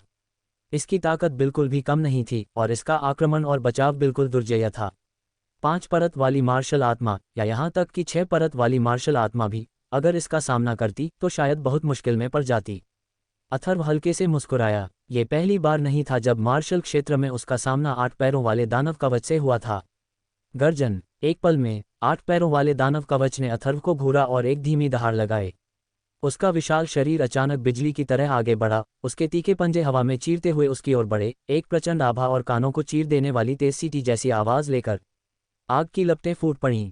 अथर्व के होंठों पर मुस्कान आ गई। उसके दाहिने हाथ पर एक हथेली के आकार का आग का गोला तुरंत प्रकट हो गया। जैसे ही आग का गोला प्रकट हुआ, पूरे स्थान में अचानक एक झुलसा देने वाली आभा फैल गई और एक शक्तिशाली दबाव नीचे उतरा, जिसने सीधे आसपास के स्थान को घेर लिया। आग का गोला घूम गया और जैसे ही वह आगे बढ़ा, उसने आगे के स्थान को सीधे एक झुलसा देने वाला चाप बना दिया। स्थानिक वायु प्रवाह बिखर गया और एक झुलसाने वाला भयानक दबाव ज्वार की लहर की तरह फैल गया। आग का गोला तुरंत 8 पैरों वाले दानव कवच के नीचे पहुंच गया। उसी क्षण अथर्व के हाथ की मुहर बदल गई और उसने दूर से ही अपना हाथ भींच लिया और चिल्लाया, फट। जैसे ही उसकी आवाज गिरी, आग का गोला अचानक आग की एक भयानक लहर में बदल गया। अतुलनीय रूप से झुलसाने वाली लपटें पूरे आकाश में फैल गईं और अंतरिक्ष की लहरें तुरंत लाल हो गईं। एक जोरदार ध्वनि धमाका भी हुआ। Bang bang. ऊर्जा हवा में फैल गई और विस्फोटित हो गई, जिससे कंपन करते हुए अंतरिक्ष में प्रचंड लहरें उठीं। जैसे ही आग की अतुलनीय रूप से भयावह लहर फैली, 8 पैरों वाला दानव कवच तुरंत ऊर्जा के धुएं के बादल में बदल गया और आग की लपटों में विलीन हो गया। चिरप। लेकिन अथर्व के सामने का दृश्य तुरंत बदल गया। उसके सामने 2 पत्थर के दरवाजे प्रकट हुए। एक पर निकास लिखा था और दूसरे पर 7वां तल लिखा था। समय बिल्कुल सही होना चाहिए। अब कोशिश करने और आगे बढ़ने का समय आ गया है। अथर्व की आंखों में एक तेज चमक चमक उठी। अब तक वह धीरे धीरे आगे बढ़ रहा था। अब कई स्तरों को सही ढंग से पार करने का समय आ गया था। एक घाटी के मुहाने पर एक विशालकाय राक्षसी जानवर के सामने एक खूबसूरत आकृति खड़ी थी। इस राक्षसी जानवर का शरीर बहुत बड़ा था, कम से कम 350 मीटर लंबा। ये राक्षसी जानवर कठोर हरे मांसल कवच के बड़े टुकड़ों से ढका हुआ था। हरे कवच का प्रत्येक टुकड़ा एक ठंडी धात्विक चमक के साथ झिलमिला रहा था, जिससे इसे देखने वाले किसी भी व्यक्ति के दिल में ठंडक महसूस होती थी। उस राक्षसी जानवर के 2 विशाल लंबे पैर आश्चर्यजनक रूप से मोटे थे। अनुमानतः उन्हें गले लगाने के लिए 2 लोगों को उन्हें घेरना पड़ता था। उसके आगे के 2 पंजे भी ऐसे ही थे, विशाल पत्थर के खंभों जैसे। उसके आगे के पंजों से एक कंपकंपा देने वाली ठंडी रोशनी निकल रही थी। चौथी श्रेणी का स्वर्गीय अग्नि दानव वानर। अपने सामने खड़े उस राक्षसी जानवर को देखकर वह सुंदर आकृति अचंभित रह गई। ये हरी आकृति कोई और नहीं बल्कि यून होंगलिंग थी। अग्नि तत्व वाले वानर से निपटना बेहद मुश्किल था। यह अग्नि तत्व वाला एक राक्षसी जानवर था जिसकी आक्रमण शक्ति अविश्वसनीय रूप से भयंकर थी और इसका शरीर भी पृथ्वी तत्व वाले राक्षसी जानवरों जितना ही मजबूत प्रतिरक्षा वाला था। इस क्षण इस अग्निदानव वानर को देखकर युन होंगलिंग के चेहरे पर भी बहुत बदलाव आ गया। उसने चौथी परत के 8वें स्तर पर पहुंचने के बाद इस भयानक अग्निदानव वानर से सामना होने की उम्मीद नहीं की थी। फुफकार। विशालकाय अग्निदानव वानर ने अपना मुंह खोला, लेकिन इस समय उसने युन होंगलिंग के प्रति कोई विनम्रता नहीं दिखाई। उसके विशाल मुंह से आग का एक विशाल गोला फूटा और सीधे युन होंगलिंग की ओर बढ़ा। आग की लपटों के नीचे तापमान तुरंत बढ़ गया तथा एक झुलसा देने वाली आभा अंतरिक्षीय तरंगों में व्याप्त हो गई। जैसे ही युन होंगलिंग की आकृति तेजी से पीछे हटी, वह एक भूत की तरह अपने मूल स्थान से गायब हो गई। उसने पहले से ही अपने चारों ओर एक सुरक्षात्मक अवरोध स्थापित कर लिया था। टकराना। आग की लपटें जमीन पर फैल गईं और उसकी प्रचंड शक्ति ने जमीन में तुरंत कई दरारें डाल दीं। बिखरा हुआ मलबा घाटी में भर गया, सैकड़ों बड़ी चट्टानें जमीन पर लुढ़क गईं और अनगिनत धूल के कण ऊपर उड़ गए। फुश। ठीक इसी समय अवंतिका का शरीर एक चट्टान पर प्रकट हुआ। उसके पैरों के नीचे सच्ची ऊर्जा की एक चमक के साथ उसका दाहिना पैर अचानक बाहर निकला और नीली सच्ची ऊर्जा की एक लहर निकली, जो कम से कम 2 मीटर व्यास वाली एक चट्टान की ओर तेजी से उछली। विशाल चट्टान तुरंत ही हवा में उड़ गई, तेज सीटी की आवाज के साथ हवा में फैल गई और सीधे अग्निदानव वानर की ओर जा गिरी, जिससे ध्वनि की एक श्रृंखला बन गई। विशालकाय चट्टान को आते देख विशालकाय अग्निदानव वानर ने अपना अगला पंजा घुमाया और एक भयंकर ज्वाला निकली। टकराना। अग्निदानव वानर के पंजे से वह विशाल चट्टान तुरंत चकनाचूर हो गई। उसी समय अग्निदानव वानर का विशाल शरीर आगे बढ़ा और अपने साथ विशाल चट्टानों की एक बौछार लेकर आया, जो सीटी बजाती हुई युन होंगलिंग की ओर टूट पड़ी। अनगिनत विशाल चट्टानें हवा में तेजी से उछलीं, जिनमें भयंकर बल था। ये बल युन होंगलिंग द्वारा अभी अभी लात मारी गई एक चट्टान के बल से कहीं ज्यादा था। पवन स्क्रॉल अवशेष बादल। अवंतिका ने एक धीमी चीख मारी और एक हाथ की सील टूट गई। हवा का एक तेज प्रवाह उसके चारों ओर घूम गया, एक बवंडर की तरह गर्जना और मंथन कर रहा था। घाटी में जमीन से शुरू होकर हवा के एक भंवर ने मिट्टी की एक परत को ऊपर उठा दिया। अनगिनत दरारें दिखाई दी और मिट्टी आसमान में ऊंची उठ गई और भारी मात्रा में मिट्टी को कुचल दिया। हिंसक भंवर तुरंत ही अनगिनत टूटे हुए चट्टानों से टकराया और टकराने पर लगातार विस्फोट हुए तथा ध्वनि की गड़गड़ाहट बहरा कर देने वाली थी। Bang bang. जैसे जैसे हिंसक बल फैलता गया, कई 100 मीटर के दायरे में लगभग जमीन ही जमीन हो गई। अनगिनत चट्टानें लुढ़कती गईं और धूल हवा में फैल गई। गर्जना गर्जना। व्याप्त धूल से अग्निदानव वानर की दहाड़ सुनाई दी और एक विशाल ज्वाला निकली, जिसने तुरंत युन होंगलिंग को घेर लिया। अवंतिका का चेहरा उतर गया। उसके पैरों के नीचे एक सच्ची ऊर्जा की चमक एक भंवर में बदल गई और वह तुरंत 10 मीटर से ऊपर उछल गई, मानो धनुष से निकला कोई तीर हो। उसका नाजुक शरीर अपनी मूल जगह से पहले ही गायब हो चुका था। गर्जना। अग्निदानव वानर के मुंह से निकली लपटों ने आसपास के कई 100 मीटर के क्षेत्र को जला दिया और झुलसा देने वाली लपटों के भीतर आसपास की हवा का प्रवाह तुरंत मंथन करने लगा। फुश। अवंतिका की आंखें ठंडी थीं और उसका शरीर तुरंत अग्निदानव वानर की पीठ तक पहुंच गया। उसके हाथ से एक हरा लंबा कोड़ा निकला, जो हवा में एक चाप बनाता हुआ तेज सीटी की आवाज के साथ बिजली की तेजी से अग्निदानव वानर की पीठ पर जा लगा। फुफकार। अग्निदानव वानर का विशाल दाहिना अंग बिजली की तरह उछल पड़ा। उसकी गति हरे चाबुक से भी तेज थी और वह तुरंत हरे लंबे चाबुक की ओर झपटा, जिससे सीटी जैसी आवाज निकली और हवा दूर हो गई और भयंकर शक्ति भड़क उठी। मारो। क्लाउड होंगलिंग का लंबा चाबुक अचानक उसके हाथ में फड़फड़ाया। एक अजीब सी हलचल के साथ चाबुक की दर्जनों परछाइयां बाहर निकलीं। चाबुक की परछाइयां टिमटिमा रही थीं, एक अजीबोगरीब तरीके से ऊपर नीचे तैर रही थीं और अग्निदानव वानर के पेट पर अविश्वसनीय रूप से प्रहार कर रही थीं। टकराना। विशालकाय अग्निदानव वानर को बचने का मौका ही नहीं मिला और लंबे चाबुक का सीधा प्रहार उसके पेट पर लगा। पतले चाबुक के जोर से उसका विशाल शरीर लड़खड़ाकर 2 कदम पीछे हट गया। गर्जन। एक भयंकर गर्जना के साथ प्रकाश का एक विस्फोट अग्निदानव वानर के विशाल शरीर को ढंक गया। तुरंत उसके मुंह से आग की एक धारा निकलकर क्लाउड होंगलिंग की ओर बढ़ी। तैरती रोशनी और टिमटिमाती छाया। जैसे ही क्लाउड होंगलिंग की आंखों में ठंडक छाए, उसके पैरों के नीचे ऊर्जा के 2 भंवर तुरंत बवंडर में बदल गए। उसके शरीर ने ऐसी छवियां छोड़ दी जिन्हें नंगी आंखों से देखना मुश्किल था और वह अपनी मूल स्थिति से गायब हो गई। जैसे ही आग की लपटें नीचे गिरने लगी, क्लाउड होंगलिंग का शरीर बिजली की तरह गायब हो गया। फुश फुश। इस क्षण मेघ होंगलिंग का शरीर फिर से अग्निदानव वानर के पीछे आ पहुंचा। उसके हाथ में पकड़ा हरा लंबा चाबुक तुरंत कांप उठा और सच्ची क्यूई उमड़ पड़ी, जो अनगिनत चाबुकों की परछाइयों में बदल गई। ये चाबुकों की परछाइयां पहले से कई गुना ज्यादा प्रचंड थीं, मानो अनगिनत तीर आकाश में भर गए हों और तुरंत अग्निदानव वानर की ओर बढ़ रहे हों। गर्जन। अग्निदानव वानर तुरंत आकाश में फैली कोड़ों जैसी परछाइयों से घिर गया। अनगिनत कोड़ों जैसी परछाइयों के प्रचंड वेग से उसके चारों ओर का प्रकाश प्रभामंडल तुरंत धुंधलाने लगा। मार, आकाश में फैली चाबुक जैसी परछाइयों के बीच मेघ होंगलिंग की आकृति किसी भूत सी दिखाई दी। उसी समय आकाश में उमड़ती चाबुक जैसी परछाइयों के बीच एक चाबुक जैसी परछाई अचानक निकली और सीधे अग्नि दानव वानर के माथे में जा लगी। टकराना, अग्नि दानव वानर दहाड़ा और तुरंत ही ऊर्जा धुंध में परिवर्तित होकर गायब हो गया। हिस, जैसे ही अग्नि दानव वानर मारा गया, क्लाउड होंगलिंग के सामने दो पत्थर के दरवाजे प्रकट हुए। एक बाहर निकलने के लिए था और दूसरा 9वें चरण में जाने के लिए। क्लाउड होंगलिंग का चेहरा पीला पड़ गया था। ऐसा लग रहा था कि अभी अभी की गई इस हरकत ने बहुत सारी सच्ची ची खर्च कर दी है। वह बिना किसी हिचकिचाहट के तुरंत 9वें चरण में प्रवेश कर गई। मुझे उम्मीद नहीं थी कि मिस इतनी जल्दी 9वें चरण में प्रवेश कर जाएंगी। यह अविश्वसनीय है, द्वितीय रक्षक ने मुख्य हॉल में आश्चर्य से कहा। होंगलिंग एक त्रितत्व मार्शल कलाकार है और वह जो शक्ति प्रदर्शित करती है वह उसके अपने साधना स्तर से कहीं अधिक है। त्रितत्व मार्शल कलाकार वास्तव में भयानक होते हैं, कई बुजुर्गों ने भी आश्चर्य से कहा। मुझे उम्मीद नहीं थी कि अथर्व सिर्फ एक दिन में 6ठे चरण से 8वें चरण तक पहुंच जाएगा। वह पहले से ही शीर्ष 20 में है। एल्दजी ने जेड पत्थर पर हल्के धब्बे को कुछ आश्चर्य से देखते हुए कहा। इस अथर्व को मार्शल सोल के पहले स्तर तक पहुंचे हुए कितना समय हो गया है? ये वास्तव में अप्रत्याशित है, एल्दरसॉन्ग ने भी आश्चर्य से कहा। ऐसा इसलिए है क्योंकि मैंने उसे अच्छी तरह से पढ़ाया है, आशुतोष ने एक आत्मसंतुष्ट मुस्कान के साथ कहा, लेकिन तुरंत ही क्लाउड ज़ियाओटियन सहित सभी बड़ों ने उसे घूर कर देखा। इस समय केवल विश्वनाथ की आंखों में ठंडक का भाव था। हिस, दो पत्थर के दरवाजे एक साथ खुले और दो सुंदर आकृतियां प्रकट हुईं, देवांशी और खुशी। एक चौथे स्तर के 6ठे चरण तक पहुंचने के बाद विफल हो गई और दूसरी चौथे स्तर के 5वें चरण तक पहुंचने के बाद। दोनों में से किसी का भी गुप्त लोक में जाना तय नहीं था। वे क्रमशः एल्डरजी और एल्डरसॉन्ग के पीछे खड़े थे। दोनों एल्डर्स का उन पर दोष लगाने का कोई इरादा नहीं था।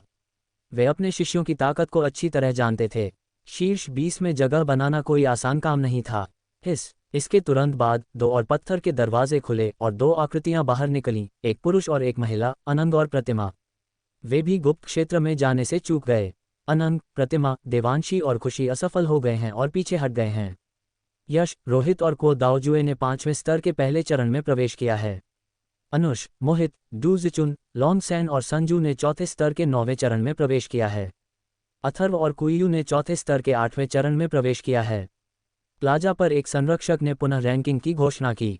जैसे जैसे ज्यादा से ज्यादा शिष्य पीछे हटते गए, कई लोग सट्टेबाजी में लग गए। कुछ लोग ज्यादा कमाने के लिए किसी कमजोर प्रतियोगी पर दांव लगाना चाहते थे, लेकिन अंततः सब कुछ गंवा बैठे। अथर्व आगे बढ़ रहा है। लगता है, उम्मीद है। मैंने 50,000 सोने के सिक्के दांव पर लगाए हैं। वह क्या है? मैंने अथर्व पर 1,00,000 स्वर्ण मुद्राएं और उच्च श्रेणी के स्टार रैंक वाले मार्शल कौशल की एक पुस्तक भी दांव पर लगाई है। हाँ, खुशी की वह नौकरानी कुइयू एक छुपी हुई बाजी है।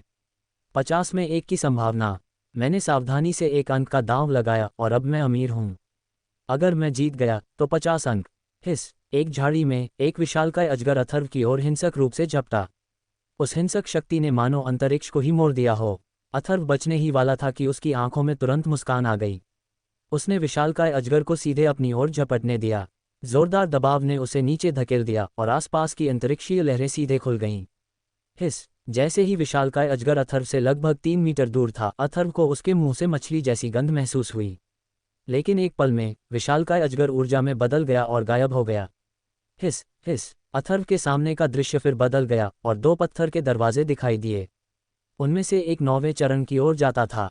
क्या मैं पास हो गया? आगे बढ़ो, अथर्व ने हल्के से मुस्कुराया और फिर पत्थर के दरवाजे में कदम रखा। अथर्व ने 8वां चरण 6 घंटे में पार कर लिया। ये ताकत साधारण नहीं है, महान रक्षक ने मुख्य हॉल में धीरे से कहा। अथर्व, तुम्हें अंत तक पहुंचना ही होगा, देवांशी ने मन ही मन सोचा, मन ही मन प्रार्थना कर रही थी। अगर वह गुप्त क्षेत्र में प्रवेश कर भी पाता तो उसे कोई फर्क नहीं पड़ता। लेकिन अथर्व की तुलना में छाया और भी ज्यादा भयानक लगता है। बड़ों में से यहाँ तक कि अपने संयम के लिए मशहूर एल्डरसॉन्ग भी इस पल हतप्रभ रह गए। बाकी सभी बड़ों का भी यही हाल था। एक साधारण सी दासी अब चौथे स्तर के 9वें चरण में प्रवेश कर चुकी थी। खुशी, छाया की ताकत वाकई भयानक है, एल्डरसॉन्ग ने अपने बगल में बैठी खुशी की ओर मुड़कर कहा।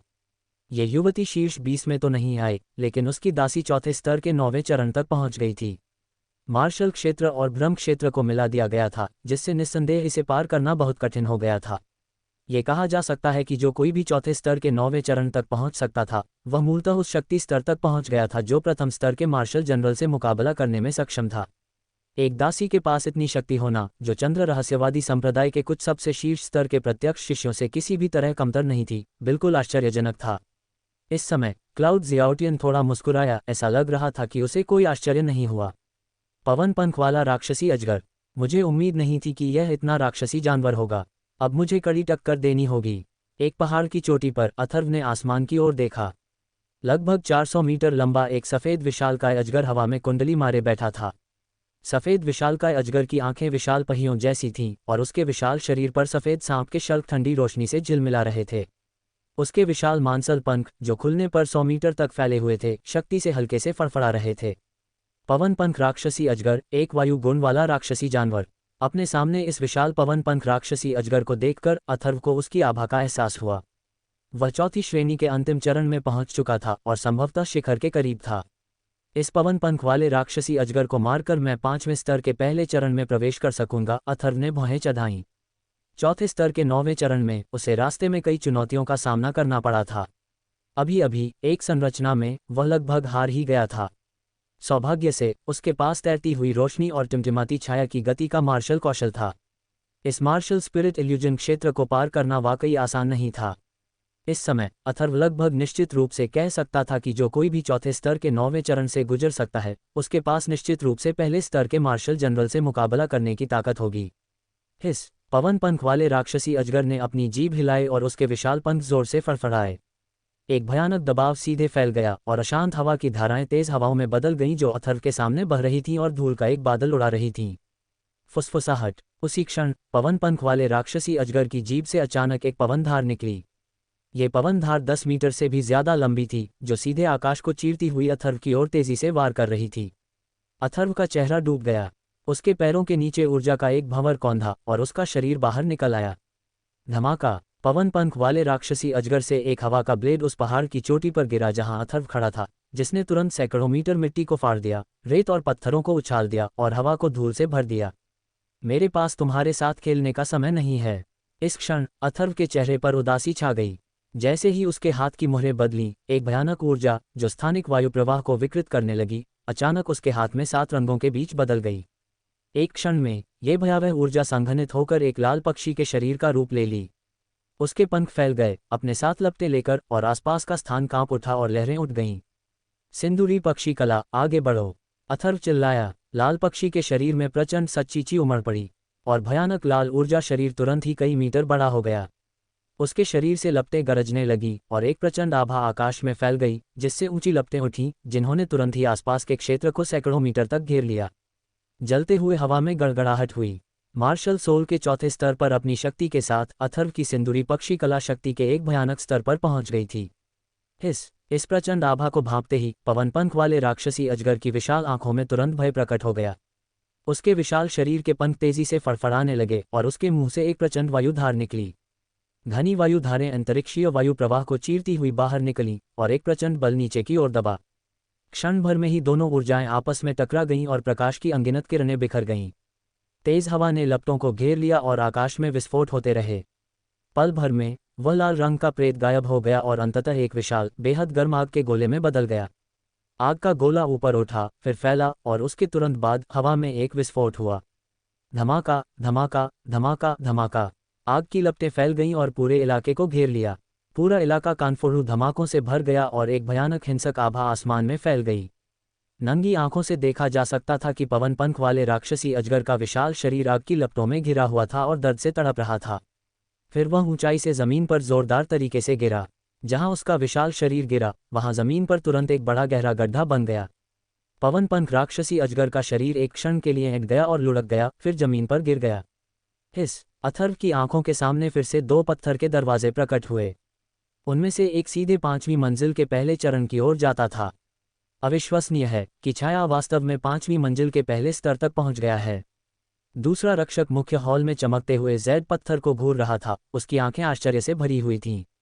अथर्व भी 5वीं मंजिल के पहले स्तर पर पहुंच गया है। प्रथम रक्षक ने पूरी तरह स्तब्ध होकर कहा।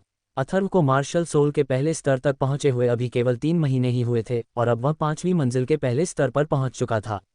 इसका मतलब था कि उसके पास पहले स्तर के मार्शल जनरल के बराबर ताकत थी। उसकी साधना मार्शल जनरल के स्तर के आसपास भी नहीं थी, फिर भी उसकी शक्ति उस स्तर तक पहुंच गई थी। ये सचमुच आश्चर्यजनक था। अवंतिका भी 5वीं मंजिल की पहली मंजिल पर पहुंच गया है। क्या इस लड़की की ताकत हाल ही में काफ़ी बढ़ गई होगी? इस समय एल्डरयान की आंखों में भी आश्चर्य के भाव दिखाई दिए। हिस पत्थर का दरवाजा खुला और हरे वस्त्र पहने एक अन्य शिष्य पत्थर के कमरे से बाहर निकला, जो निराश दिख रहा था। बाइताओ ड्रैगन रैंकिंग में 19वें नंबर पर, क्या वह भी असफल हो गया? इस समय मुख्य हॉल में पहले से ही 30 से ज्यादा असफल प्रत्यक्ष शिष्य मौजूद थे। उन्होंने हरे वस्त्र पहने उस शिष्य को देखा जो अभी अभी बाहर आया था। उनकी आंखों में आश्चर्य की झलक थी। संप्रदाय गुरु, अब मार्शल स्पिरिट इल्यूजन क्षेत्र में ठीक 20 शिष्य बचे हैं। इस हरे वस्त्रधारी शिष्य के बाहर आते ही प्रथम रक्षक ने तुरंत आदित्य नारायण से कहा, ये तो केवल 9वां दिन है ना? आदित्य नारायण ने धीरे से कहा, संप्रदाय गुरु को सूचित करते हुए, ये ठीक 9वां दिन है। प्रथम रक्षक ने उत्तर दिया। यश, रोहित और को दाओजुए सभी 5वीं मंजिल की तीसरी मंजिल पर पहुंच गए हैं। झाओ किंगटियन, मोहित और लॉन्ग सैन सभी 5वीं मंजिल की दूसरी मंजिल पर पहुंच गए हैं। Anush, Du Jichun, जेंग Chuxiong, Atharva, यूहोंगलिंग और अन्य सभी 5वीं मंजिल की पहली मंजिल पर पहुंच गए हैं। शिष्यों का ये समूह पिछले समूह से थोड़ा ज्यादा मजबूत लग रहा है। यू शियाओटियन ने धीरे से कहा, उसकी आंखों में एक मुस्कान तैर गई। ऐसा लगता है कि हमें इस 3 संप्रदायों और 4 द्वारों वाली सभा पर कुछ भरोसा है। एल्डर यांग ने धीरे से कहा, ठीक है, उन्हें बाहर आने के लिए कह दो। ये 20 शिष्य 3 दिनों में गुप्त क्षेत्र में प्रवेश करेंगे। आदित्य नारायण धीरे से खड़ा हुआ और फिर मुख्य हॉल से बाहर निकलने वाला पहला व्यक्ति था। क्या मुझे पास होने की कोशिश करनी चाहिए?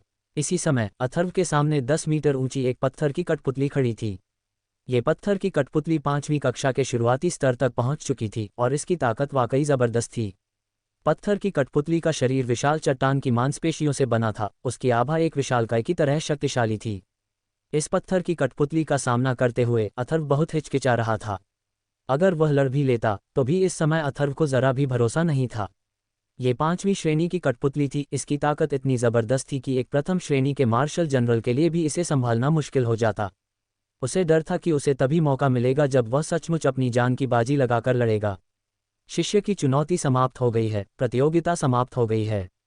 जैसे ही अथर्व हिचकिचा रहा था, प्रथम रक्षक की आवाज तुरंत उसके दिमाग में आई। क्या मैं शीर्ष 20 में पहुंच गया? अथर्व हल्के से मुस्कुराया। उसके मन में ज्यादा आश्चर्य नहीं था। 5वीं मंजिल के पहले स्तर तक पहुंचना लगभग मार्शल जनरल स्तर की ताकत के बराबर था। अंतिम 20 में पहुंचना अब कोई समस्या नहीं थी। मार्शल स्पिरिट इल्यूजन रियलम प्रतियोगिता समाप्त हो गई है। गुप्त रियलम में प्रवेश करने वाले शिष्य हैं यश, रोहित, क्वा Daojue, Zhao Qingtian, Mohit, Long San, Anush, Du Jichun, Zeng Chuxiong, Atharva, Avantika, Chhaya. तभी एक रक्षक चौक पर पहुंचा और उन 20 लोगों की घोषणा की जो इस बार गुप्त क्षेत्र में प्रवेश करेंगे। भाई अथर्व ने इसे बनाया, बहुत बढ़िया।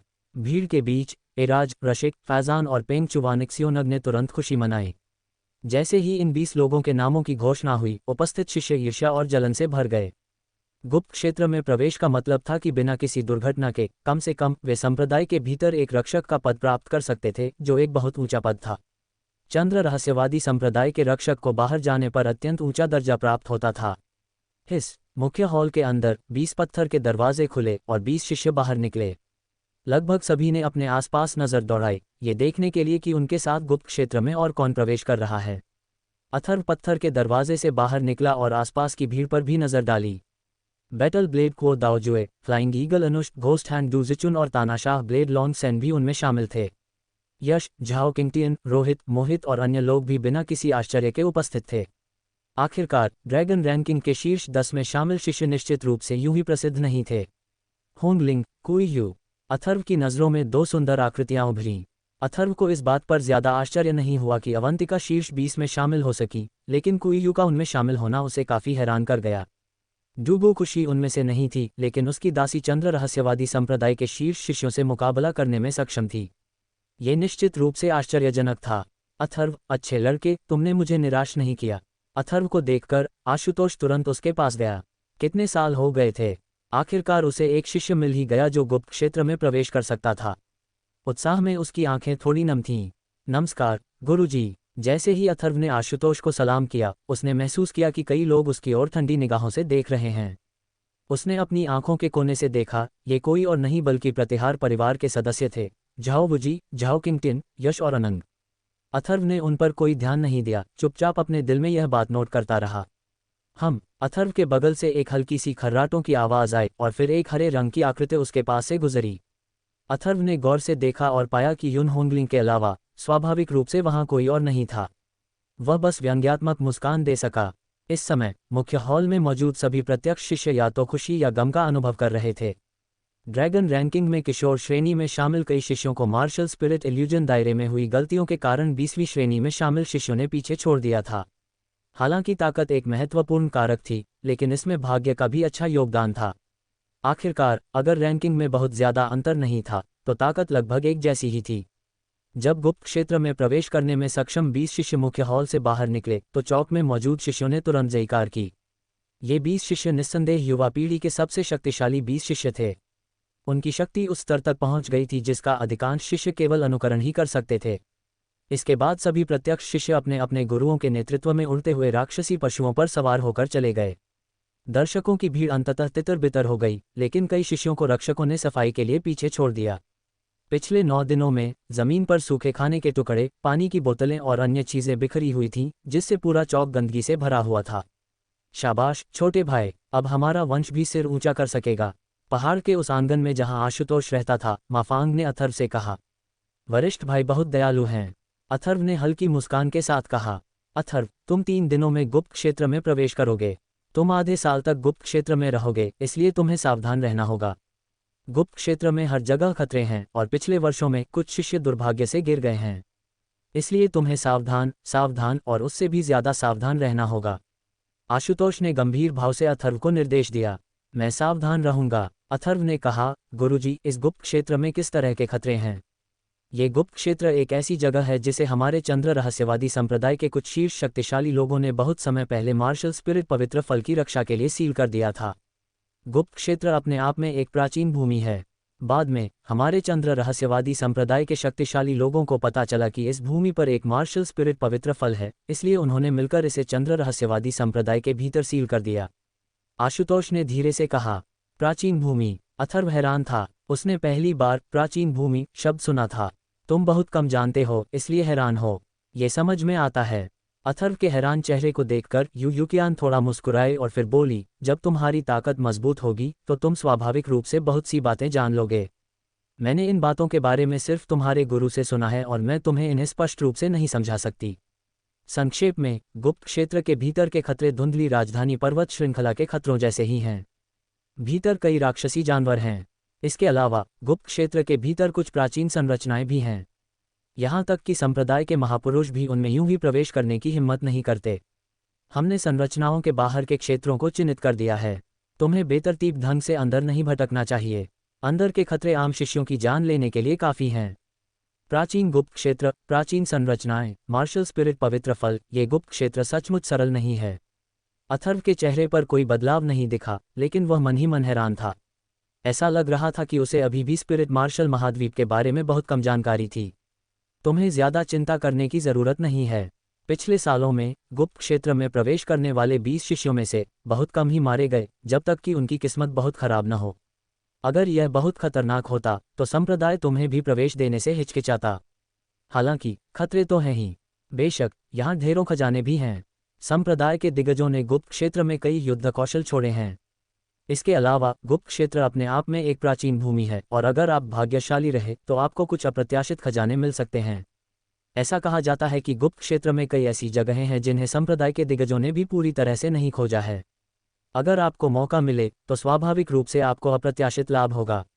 आशुतोष ने फिर कहा। गुरुजी, गुप्त क्षेत्र में सामान्य राक्षसी जानवर किस स्तर के हैं?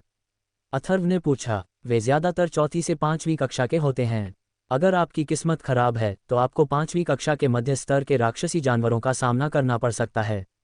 उच्च श्रेणी के राक्षस या तो संप्रदाय के महारथियों द्वारा वश में कर लिए गए हैं या मारे गए हैं, इसलिए वहां 6ठी कक्षा के राक्षसी जानवर नहीं होने चाहिए। आशुतोष ने कहा। यह अच्छी बात है कि राक्षसी जानवर हैं। अथर्व ने मन ही मन सोचा।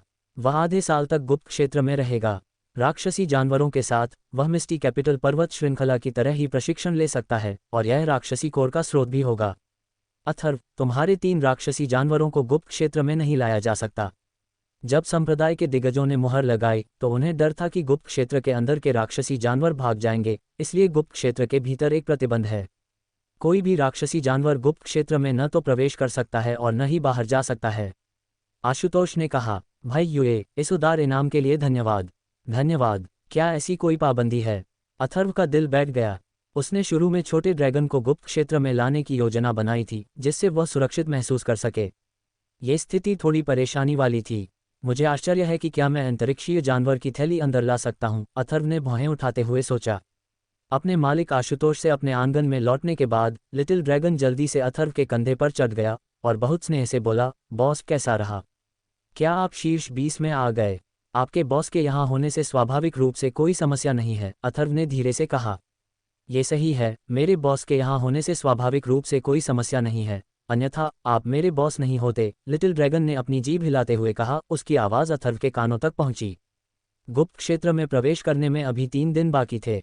इन 3 दिनों में अथर्व को लगा कि उसके पास करने को कुछ नहीं है। वह थोड़ा मुस्कुराया, फिर आकाश पंख वाले हिमसिंह को बुलाया और देवांशी के घर की ओर चल पड़ा। एक विशाल पर्वत शिखर पर पहाड़ बादलों और धुंध से ढका हुआ था। इमारतें धुंधली दिखाई दे रही थीं। एक आंगन में झाओ वुजी, शी युनशेंग, यश, संजू, अथर्व, जेंग चुक्सियोंग और अन्य लोग इकट्ठे हुए थे।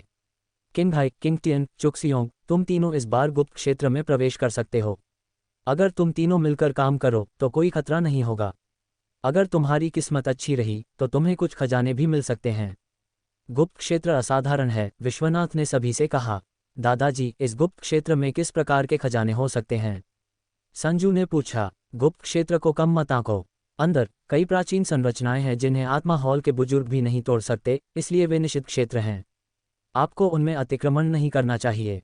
जहां तक खजानों की बात है, मार्शल स्पिरिट पवित्र फल निश्चित रूप से एक खजाना है और अन्य भी हैं। यह आपकी किस्मत पर निर्भर करता है, विश्वनाथ ने धीरे से कहा।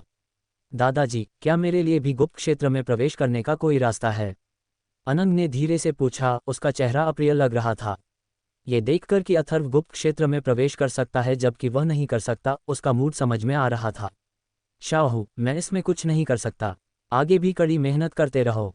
इस साल तुम 19 साल से कम उम्र के हो, इसलिए अगली बार जब गुप्त क्षेत्र खुलेगा तब भी तुम्हारे पास मौका रहेगा, विश्वनाथ ने कहा। दादाजी, इस बार अथर्व भी गुप्त क्षेत्र में प्रवेश कर रही है। क्या हमें? संजू की आंखों में एक ठंडी चमक चमक उठी। चाहे कुछ भी हो, मैं नहीं चाहता कि वह जिंदा बाहर आए। तुम तीनों गुप्त लोक में जाओ और उसे मारने का कोई रास्ता खोजो, लेकिन दूसरे शिष्यों को पता नहीं चलना चाहिए। गुप्त लोक में साथी शिष्यों को मारना मना है, वरना मैं तुम्हारी भी रक्षा नहीं कर पाऊंगा, विश्वनाथ ने धीरे से कहा। बस एक मार्शल सोल, हालांकि उसमें कुछ क्षमताएं हैं, उसे मारना किसी कॉकरोच पर पैर रखने से ज्यादा मुश्किल नहीं है, यश ने उदासीनता से कहा। उसकी आंखों में घोर अहंकार भरा हुआ था। ड्रैगन लिस्ट में नंबर 1 और तीसरे स्तर के स्पिरिट जनरल होने के नाते मार्शल सोल को मारना बिल्कुल भी मुश्किल नहीं था। उस बच्चे में कुछ क्षमता है, फिर भी आपको सावधान रहना चाहिए, विश्वनाथ ने धीरे से कहा। हल्की हवा चल रही थी और चोटियों के बीच बादल और धुंध छा रही थी। सफ़ेद धुंध के कुछ टुकड़े, जो देखने लायक पतले थे, दूर जा रहे थे।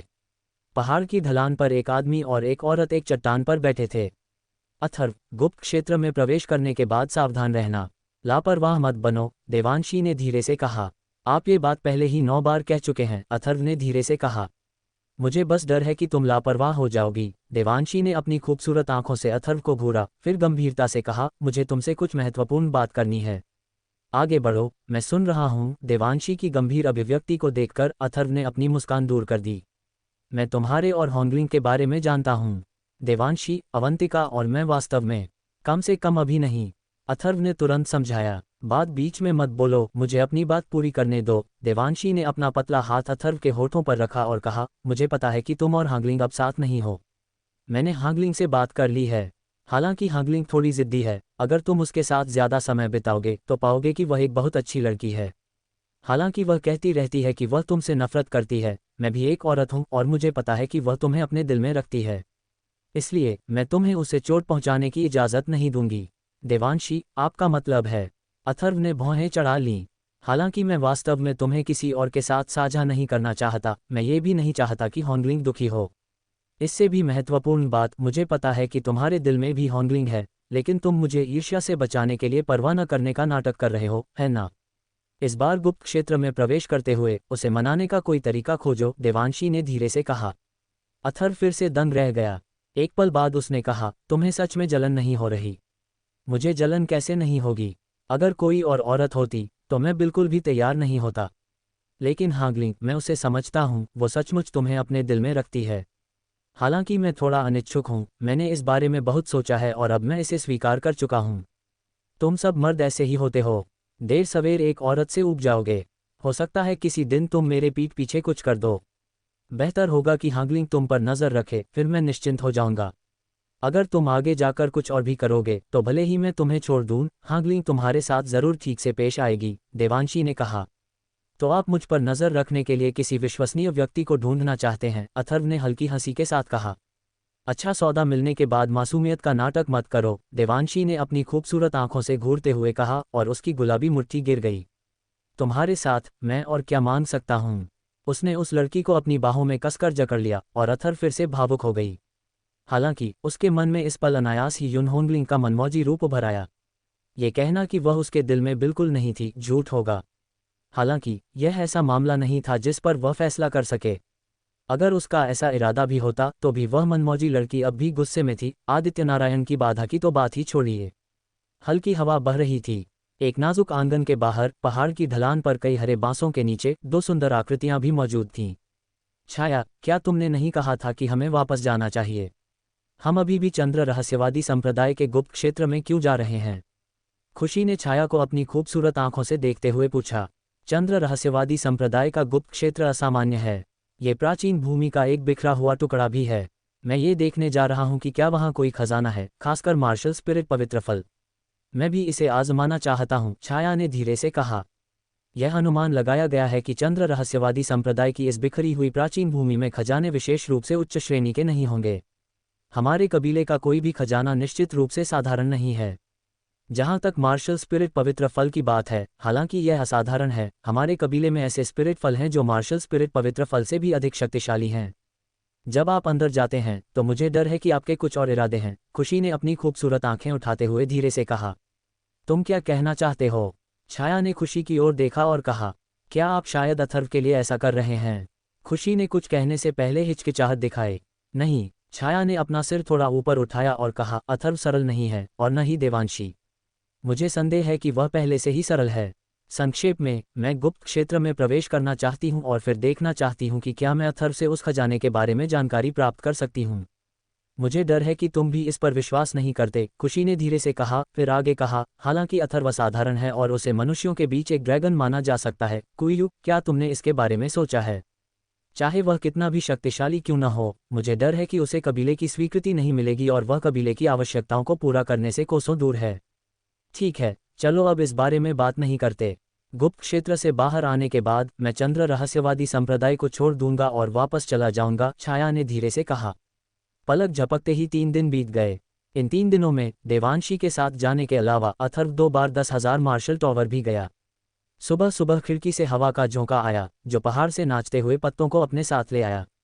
फुश, अथर्व ने साधना बंद कर दी और एक गंदी सांस छोड़ी, अपने शरीर में प्रचुर मात्रा में सच्ची ऊर्जा का अनुभव करते हुए। हालांकि वह खुद के साथ बेहद सख्त था, वह इस पल हल्की सी मुस्कान दिखाने से खुद को रोक नहीं पाया। चौथे स्तर की मार्शल आत्मा, चौथे स्तर की सर्वोच्च आत्मा। इस शक्ति के साथ अगर अब उसका सामना 9वें स्तर की मार्शल आत्मा से होता तो उन्हें मारना मुश्किल नहीं होता। उसके पास पहले स्तर के मार्शल जनरल से मुकाबला करने की शक्ति जरूर थी, लेकिन वह उन्हें मार पाएगा या नहीं, यह अज्ञात था। बॉस, हमें चलना चाहिए, लिटिल ड्रैगन अथर्व के सामने आया। उसकी जीभ फड़फड़ा रही थी, उसकी छोटी आंखें चमकदार और तेज थीं। स्थानिक जानवर की थैली में आ जाओ, मुझे नहीं पता कि मैं तुम्हें अंदर ला पाऊंगा या नहीं, अथर्व ने लिटिल ड्रैगन की ओर सिर झुकाते हुए कहा। राक्षसी जानवर गुप्त क्षेत्र में प्रवेश नहीं कर सकते थे। अथर्व को यकीन नहीं था कि लिटिल ड्रैगन को स्थानिक जानवर की थैली में लाना कारगर होगा या नहीं। सब ठीक ही होगा, है ना? छोटा ड्रैगन भी थोड़ा चिंतित था। वह अपने बॉस से आधे साल तक दूर नहीं रहना चाहता था।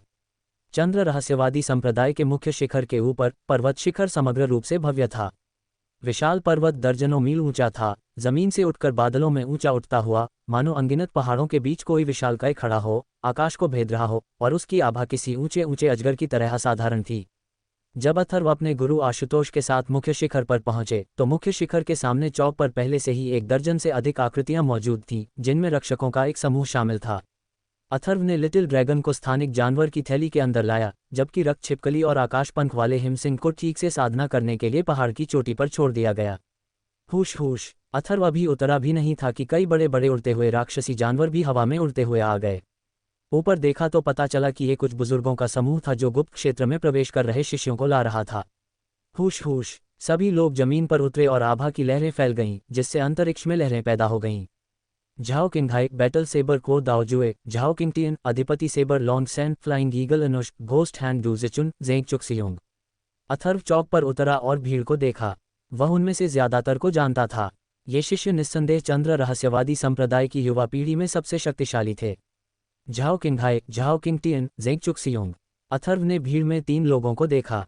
ड्रैगन सूची क्रमांक 1, ड्रैगन सूची क्रमांक 5, ड्रैगन सूची क्रमांक 12। ये तीनों विश्वनाथ के शिष्य थे। अगर ली दाजियांग को भी शामिल कर लिया जाए तो मूल ड्रैगन सूची के शीर्ष 20 शिष्यों में विश्वनाथ के 4 शिष्य थे। कोई आश्चर्य नहीं कि चंद्र रहस्यवादी संप्रदाय में विश्वनाथ का दर्जा कम नहीं था।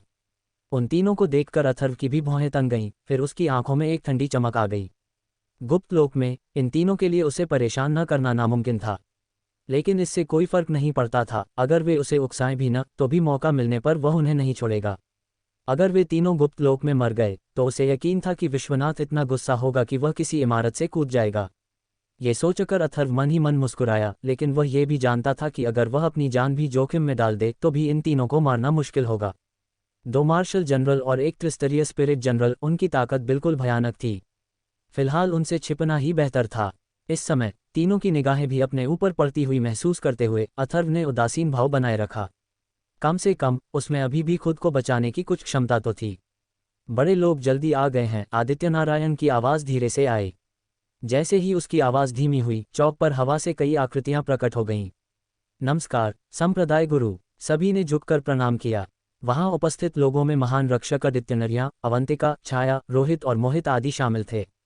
कितनी शक्तिशाली आभा है। अथर्व संप्रदाय गुरु ADITYANARYN की शक्ति के स्तर का अनुमान लगा रहा था, लेकिन वह कभी इसका पता नहीं लगा पाया था। वह निश्चित रूप से मार्शल किंग के स्तर पर था, लेकिन उसे नहीं पता था कि कौन सी परत। उसकी आभा से वह यांग उपनाम वाले बड़े व्यक्ति से कहीं अधिक शक्तिशाली लग रहा था। सब लोग यहाँ हैं, चलो गुप्त क्षेत्र के लिए प्रस्थान की तैयारी करें। आदित्य नारायण की नज़र सब पर पड़ी। अथर्व, चलो, आशुतोष ने धीरे से कहा। ब्लू जेड वुल्फ ईगल ने अपने पंख फड़फड़ाए और ऊपर उठा और वे दोनों उस पर कूद पड़े। इसके तुरंत बाद बुजुर्गों ने भी अपने अपने पशु सवार सभी शक्तिशाली 5वीं श्रेणी के राक्षसी जानवरों को बुलाया और हवा में उड़कर आगे की ओर उड़ गए। अथर्व की नज़र कुइयू पर टिकी थी। वह आदित्य नारायण का ध्यान से पीछा कर रही थी, जिसका मतलब था कि एक नौकरानी के रूप में उसकी हैसियत बिल्कुल भी साधारण नहीं थी। आखिर वो कौन है? अथर्व ने धीरे से पूछा। अंकल नील ने पहले कहा था कि डूबू परिवार साधारण नहीं है, लेकिन अभी तक अथर्व ने डूबू परिवार जैसी किसी शक्तिशाली ताकत के बारे में नहीं सुना था। थोड़ी देर बाद अथर्व ने इसके बारे में सोचना बंद कर दिया। ब्लू जेड वुल्फ ईगल की पीठ से नीचे देखने पर नीचे के पहाड़ धुंधले साए जैसे थे, जिनमें तरह तरह की हरी भरी चोटियां थीं, जिनकी चोटियां बादलों में दिखाई और गायब हो रही थीं। उसे पहाड़ों के बीच बसी इमारतों के कई समूह धुंधले से दिखाई दे रहे थे। सूर्य की रोशनी में मंद प्रकाश को प्रतिबिंबित करते हुए लहराते पहाड़ विशेष रूप से भव्य लग रहे थे। उड़ते हुए राक्षसी जानवरों की पीठ पर सभी मौन थे। पूरे आधे घंटे के बाद अथर्व की आंखों के सामने एक अविश्वसनीय रूप से विशाल घाटी दिखाई दी। घाटी में कम से कम 1000 मीटर चौड़ी एक नदी लगातार उमड़ रही थी। घाटी के दोनों ओर ऊंची चोटियों की एक श्रृंखला बादलों को चीरती हुई दिखाई दे रही थी। नदी में उफान आया और लहरें आसपास की चट्टानों से टकराने लगीं, जिससे हर जगह पानी फैल गया। अथर्व, हम आ गए हैं, यूयुकियान ने अथर्व से कहा। हुश हुश, सभी ने अपने उड़ते हुए राक्षसी जानवरों को उतारा, जो एक पहाड़ की तलहटी में दर्जनों मीटर चौड़ी चट्टान की सतह पर रुक गए। क्या गुप्त क्षेत्र यही है? अथर्व ने थोड़ा उलझन में इधर उधर देखा। यह क्षेत्र भी बाकी जगहों से अलग नहीं लग रहा था। गुप्त क्षेत्र में प्रवेश करने वाले सभी शिष्यों, ध्यान से सुनो। एक बार प्रवेश करने पर खतरा होगा। तुम्हारे गुरुओं को तुम्हें गुप्त क्षेत्र के बारे में सब कुछ बता देना चाहिए था। आदित्य नारायण ने शिष्यों की ओर देखा। उनके भाव थोड़े गंभीर थे। गुप्त क्षेत्र में वूलिंग पवित्र फल हमारे चंद्र रहस्यवादी संप्रदाय का खजाना है। ये हर 3 साल में एक बार फल देता है। एक एक फल लेने से मार्शल किंग या स्पिरिट किंग बनने की संभावना 50% तक बढ़ जाती है। हालांकि इससे ज़्यादा लेने का कोई असर नहीं होता, इसलिए आप में से हर एक के लिए एक ही काफ़ी है। लेकिन वुलिंग पवित्र फल हर बार केवल 9 फल ही देता है, जिसका मतलब है कि आप में से 11 लोग वुलिंग पवित्र फल प्राप्त नहीं कर पाएंगे। यहाँ मैं सभी को चेतावनी देता हूँ कि किसी भी परिस्थिति में वुलिंग पवित्र फल के लिए प्रतिस्पर्धा सहित आपको साथी शिष्यों को नहीं मारना चाहिए, अन्यथा चाहे वह कोई भी हो, गुप्त क्षेत्र से निकलने के बाद उसे मार दिया जाएगा। साथ ही आपके परिवारों को भी इसमें फंसाया जाएगा। क्या आप सब समझ रहे हैं? हाँ, संप्रदाय गुरु शिष्यों ने तुरंत उत्तर दिया। आदित्यानारायण के आभामंडल के दबाव में सभी शिष्य कांप उठे। अथर्व भी कोई अपवाद नहीं था। उसने मन ही मन सोचा, किसी साथी शिष्य की हत्या में उनके परिवार भी शामिल होंगे, जिससे पता चलता है कि चंद्र रहस्यवादी संप्रदाय अपने प्रत्यक्ष शिष्यों की कितनी रक्षा करता था। गुप्त लोक में एक दूसरा खजाना है। ये गुप्त लोक के भीतर एक प्रकार की ऊर्जा है। इसमें साधना करने से आपकी गति सामान्य की तुलना में लगभग 5 गुना बढ़ जाएगी। इसमें आधे वर्ष तक साधना करना बाहर 2.5 वर्ष तक साधना करने के बराबर है। द्विगुण साधकों के लिए यह बाहर 4 से 5 वर्ष तक साधना करने के बराबर है। इसका सदुपयोग करें, लेकिन यह ऊर्जा केवल आधे वर्ष तक ही अवशोषित की जा सकती है। इससे अधिक आपकी भविष्य की साधना को कोई लाभ नहीं होगा, बल्कि नुकसान ही होगा। ऐसा इसलिए भी है क्योंकि आप संप्रदाय द्वारा चुने गए 20 सबसे शक्तिशाली शिष्य हैं और आपकी आत्मिक शक्ति और मनस्थिति एक निश्चित स्तर पर पहुंच गई है। सामान्य शिष्यों के लिए 1 महीने के लिए प्रवेश करने से संभवतः कई दुष्परिणाम होंगे। साथ ही हर 3 साल में जब वुलिंग पवित्र फल परिपक्व होने वाला होता है, तभी इतनी ऊर्जा एकत्रित होगी कि आप 20 लोग इस त्वरित साधना प्रभाव को प्राप्त कर सकें। गुप्त क्षेत्र में सामान्यतः ये प्रभाव नहीं होता, आदित्य नारायण ने फिर कहा। क्या ऐसा कुछ है? अथर्व मन ही मन स्तब्ध और भयभीत हो गया। आधा वर्ष 2.5 वर्ष की साधना के बराबर था। द्विगुण साधकों के लिए ये 4-5 वर्ष की साधना के बराबर भी था। यदि वह त्रिगुण साधक होता तो क्या ये 7 या 8 वर्ष के बराबर नहीं होता? ये बहुत भयावह था। सौभाग्य से गुप्त लोक में ये प्रभाव केवल तभी पड़ता था जब हर 3 वर्ष में वुलिंग पवित्र फल पकने वाला होता था। यदि गुप्त लोक में हमेशा ऐसा प्रभाव रहता तो ये भयावह होता। चंद्र रहस्यवादी संप्रदाय समय समय पर गुप्त लोक में साधना के लिए अच्छी प्रतिभा वाले शिष्यों को भेज सकता था और उनकी प्रगति भयावह होती। 20 वर्षों में चंद्र रहस्यवादी संप्रदाय की शक्ति संभवतः अजेय हो जाती। गुप्त क्षेत्र में प्रवेश करना हर जगह खतरों से भरा है। यदि संप्रदाय द्वारा निषिद्ध क्षेत्र चिन्ह छोड़े गए हैं तो अतिक्रमण न करें। प्रवेश करने के बाद बस आगे बढ़ते रहें। वुलिंग पवित्र फल का स्थान गुप्त क्षेत्र के बिल्कुल मध्य में है, इसलिए जब तक आप आगे बढ़ते रहेंगे आप वुलिंग पवित्र फल के स्थान तक पहुंच जाएंगे। आपको इस बात पर ध्यान देने की जरूरत है कि वुलिंग पवित्र फल 3 महीने में पक जाएगा। अगर आपको वुलिंग पवित्र फल नहीं मिलता है तो यह 9 दिनों के बाद अपने आप मुरझा जाएगा या कोई राक्षसी जानवर इसे खा जाएगा। जिन शिष्यों को वुलिंग पवित्र फल मिलता है वे इसे तुरंत खा सकते हैं, क्योंकि इसका सबसे अच्छा प्रभाव होगा। आधे साल के बाद आपको बाहर निकलना होगा, अन्यथा आप 3 साल के लिए गुप्त क्षेत्र में फंसे रहेंगे और तब तक आप राक्षसी जानवरों का भोजन बन जाएंगे। वानहू ने अपनी बात समाप्त की, फिर शिष्यों की ओर देखा और फिर आसपास के पहाड़ों की ओर देखा। कृपया सभी सर्वोच्च बुजुर्गों से गुप्त क्षेत्र खोलने का अनुरोध करें। चिची। इस समय आसपास के पहाड़ों से एक साथ कई धुंधली आभा उठी। कितनी शक्तिशाली आभा है! अथर्व का चेहरा अचानक पूरी तरह बदल गया। इन धुंधली आभाओं के उतार चढ़ाव से उसे एक पूर्ण दमन का एहसास हुआ, यहाँ तक कि उसकी आत्मा भी कांप उठी। ये आभाएं आदित्य नारायण की आभाओं से भी कहीं ज्यादा शक्तिशाली थीं। कितना भयानक चंद्र रहस्यवादी संप्रदाय है! अथर्व ने मन ही मन सोचा। ये चंद्र रहस्यवादी संप्रदाय तो बिल्कुल भयानक है। इसकी प्रत्यक्ष शक्ति तो भयावह थी ही, इसकी गुप्त शक्ति और भी भयानक थी। 3 संप्रदायों और 4 द्वारों की शक्तियाँ कितनी भयानक हैं! अथर्व को इस समय अपने उड़ती आत्मा द्वार का ख्याल आया। ऐसा लग रहा था कि पुराने जहर और भूत अमर विम्बला के साथ भी उसका उड़ती आत्मा द्वार 3 संप्रदायों और 4 द्वारों जैसे प्रमुख संप्रदायों के सामने बिल्कुल अतुलनीय था। जैसे ही ये धुंधली आभाएं बदल रही थीं, अथर्व ने आसपास के पहाड़ों से, जो बादलों में ऊंचे थे, प्रकाश की कई चमकदार किरणें सीधे नीचे आती देखीं। प्रकाश की प्रत्येक किरण का व्यास दर्जनों मीटर का था। कुल 4 प्रकाश पुंज थे, पीले, नीले, सफ़ेद और लाल, जो 4 रंगों के अनुरूप थे। उनके साथ 4 प्रकार की गुण ऊर्जाएं भी प्रवाहित हो रही थीं: पृथ्वी गुण, जल गुण, वायु गुण और अग्नि गुण। प्रकाश की 4 किरणें नीचे की ओर गिरीं, जिससे अंतरिक्ष में कंपन होने लगा। वे चौड़ी नदी के ऊपर एक बिंदु पर एक दूसरे से टकराईं। अचानक पूरी दुनिया जोर से कांपने लगी। हवा के बीच से धीरे धीरे एक विशाल और प्राचीन आभा फैल गई। यह आभा मानो शून्य अंतरिक्ष से आ रही हो, लोगों को प्राचीन काल से अस्तित्व का एहसास दिला रही हो, जिससे सभी की आत्माएं तुरंत कांप उठीं। गुप्त क्षेत्र खुलने वाला है, आशुतोष बिना कहे रह नहीं सका। बूम! जैसे ही आशुतोष की आवाज पड़ी, अथर्व की नजर जहां पड़ी, चौड़ी नदी के ऊपर से अचानक एक तेज आवाज गूंजी। पूरी जमीन हिल गई, नदी का पानी तेजी से उछला और तूफान जैसी विशाल लहरें दर्जनों मीटर ऊंची उठीं। हुश हुश, उसी समय नदी के ऊपर घाटी के बीचों बीच सैकड़ों मीटर चौड़ी एक स्थानिक दरार धीरे धीरे फैल गई। उसके चारों ओर स्थानिक लहरें फैल गईं और स्थानिक धाराएं कई लहरों की तरह बाहर निकल आईं। आसपास के स्थान में पहले से मौजूद प्राचीन आभा उस स्थानिक दरार से फैल रही थी, लेकिन इस समय यह आभा और भी तीव्र हो गई थी। क्या ये गुप्त क्षेत्र है? अथर्व घाटी के ऊपर विशाल अंतरिक्षीय दरार को घूरता रहा, सदमे और विस्मय से बुदबुदा रहा था। इस क्षण अथर्व को एहसास हुआ कि वह कितना तुच्छ था।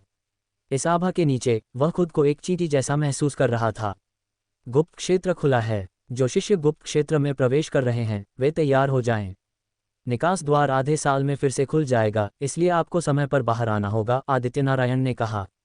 आधा साल, अथर्व ने मन ही मन सोचा। आदित्य नारायण ने गुप्त क्षेत्र में जिस ऊर्जा का जिक्र किया था उसे वह अवशोषित कर पाएगा या नहीं, ये सोचकर वह सोच रहा था। उसने अनुमान लगाया कि उसकी यिन यांग आत्मा मार्शल आर्ट शायद उसे अवशोषित नहीं कर पाएगी, जो यिन यांग आत्मा मार्शल आर्ट की एक कमजोरी थी। सामान्य साधना में वह दूसरों से तुलना ही नहीं कर सकता था। हालांकि अंदर राक्षसी जानवर थे। अगर वह राक्षसी कोर को अवशोषित कर लेता तो उसकी ताकत निश्चित रूप से आधे साल में काफी बढ़ जाती। फुश फुश, विशाल और चौंकाने वाली स्थानिक दरार एक स्थानिक द्वार की तरह थी। उसके चारों ओर स्थानिक धाराएं तेजी से उमड़ रही थीं। नीचे नदी की लहरें और भी अशांत होती जा रही थीं, दर्जनों मीटर ऊंची उठ रही थीं और फटते बमों की तरह नीचे गिर रही थीं। गुप्त क्षेत्र में प्रवेश करना शुरू करो, आदित्य नारायण ने फिर कहा। हुश हुश, जैसे ही ADITYANARYAN ने बोलना समाप्त किया, 3 आकृतियां आकाश में ऊपर उड़ गईं। तेज हवा की 3 आवाज़ों के साथ बिजली की तरह तेज तीनों आकृतियां आकाश में तेजी से फैल गईं। सबकी निगाहों के सामने वे सीधे खुले हुए अंतरिक्षीय दरार में उड़ गईं और गायब हो गईं। हुश हुश, तेज हवा की कई और आवाज़ें गूंजी, जैसे बिजली की तरह कई आकृतियां सीधे उड़ती हुई आईं। ये थे जान दाओक्वो दाओजुए, फेयंगलिंग फेंग और अन्य। फुसफुसाहट। इसके तुरंत बाद युन होंगलिंग, छाया, रोहित, मोहित और अन्य लोग भी सीधे प्रवेश कर गए। अथर्व, जाओ, हर चीज में सावधानी बरतना। आधे साल में मास्टर यहाँ तुम्हारा इंतजार कर रहे होंगे, आशुतोष ने अथर्व से कहा। उसकी आंखें चिंता से भरी हुई थीं। हाँ, शिष्य पहले अंदर जाएगा, अथर्व ने सिर हिलाया। उसके पैरों के नीचे एक ऊर्जा भंवर की चमक के साथ उसका आकार एक बाज की तरह उछल पड़ा। क्या अंतरिक्षीय जानवरों का थैला अंदर लाया जा सकता है? इस क्षण अथर्व का दिल अचानक घबरा गया। वह एक अंतरिक्षीय जानवरों का थैला लिए हुए था और सोच रहा था कि क्या वह अंदर जा सकता है। जैसे ही वह स्थानिक दरार के पास पहुंचा, अथर्व ने तुरंत महसूस किया कि एक विशाल चूषण बल उसे अंदर खींच रहा है। जैसे ही अथर्व ने प्रवेश किया, शेष बचे कुछ व्यक्तियों ने भी अपनी असली ऊर्जा जगाई और तुरंत आगे की ओर दौड़ पड़े और एक झटके में प्रवेश कर गए।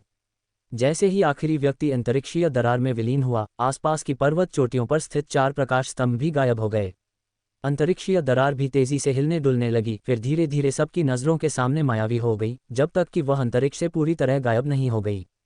बैंग बैंग, घाटी की नदी में पानी की विशाल लहरें टूटकर तुरंत सामान्य हो गईं। मुझे आश्चर्य है कि इस बार मार्शल स्पिरिट पवित्र फल कौन प्राप्त करेगा, एल्ड यांग ने गायब हो चुके स्थानिक दरार को देखते हुए धीरे से कहा। ये ताकत और भाग्य पर निर्भर करेगा, युन शियाओटियन ने हल्के से कहा। विशाल सफेद जगह में अथर्व अंदर था। दूर से रोशनी टिमटिमा रही थी और आसपास का माहौल इतना शांत था कि थोड़ा डर लग रहा था।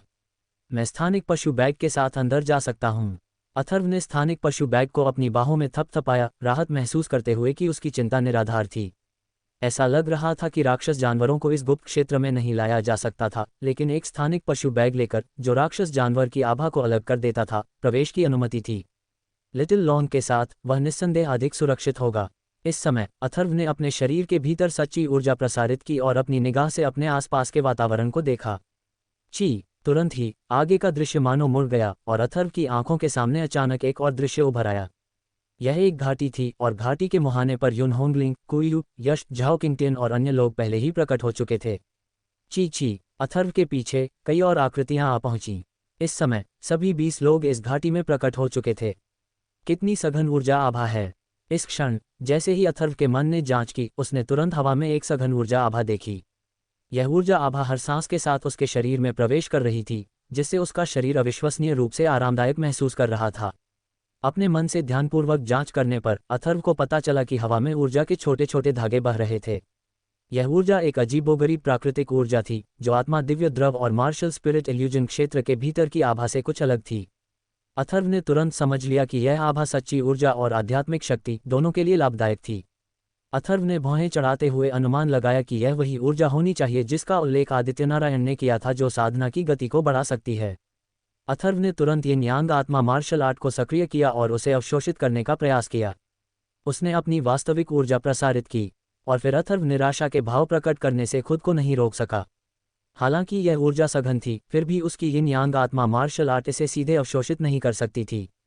सामान्य साधना के अंतर्गत वह कई गुना तेजी से साधना कर सकता था, लेकिन यिन यांग आत्मा मार्शल आर्ट स्वाभाविक रूप से धीमी थी और इस गुप्त क्षेत्र में उसकी पंचतत्व मार्शल कलाकार साधना गति के साथ भी उसकी साधना गति एक सामान्य मार्शल कलाकार से बहुत भिन्न नहीं थी। अपनी निराशा के बाद अथर्व ने इस पर ज्यादा ध्यान नहीं दिया। उसने अपने दिल में इस नतीजे का पहले से ही अंदाजा लगा लिया था। अपनी ताकत बढ़ाने के लिए उसे अभी भी दानव कोर पर निर्भर रहना था। उसे बस यह नहीं पता था कि यहाँ आत्मिक जानवर हैं या नहीं, वरना आध्यात्मिक शक्ति के मामले में आगे बढ़ना थोड़ा मुश्किल होता। इस समय सभी शिष्य अपने आसपास के वातावरण का निरीक्षण कर रहे थे। सभी के लिए ये गुप्त क्षेत्र अपरिचित था, कोई भी यहाँ पहली बार आया था। सब लोग, ये गुप्त क्षेत्र बहुत खतरनाक है। ज्यादा लोगों के साथ यह निश्चित रूप से ज्यादा सुरक्षित होगा। क्या कोई हमारे साथ जाने को तैयार है? भीड़ में से यश ने कहा। यश के शब्दों के बाद सभी की निगाहें तुरंत यश की ओर चली गईं। झाओ किंगभाई के अलावा संजू और जेंग चुक्सियोंग भी थे। ड्रैगन रैंकिंग में क्रमशः पहले, 5वें और 12वें स्थान पर रहने वाले इन तीनों का काफी प्रभाव था। मैं भी शामिल हो जाऊंगी। एक लंबी बैंगनी पोशाक में एक महिला बिना किसी हिचकिचाहट के आगे बढ़ी और यश और अन्य दो के पास जाकर खड़ी हो गई।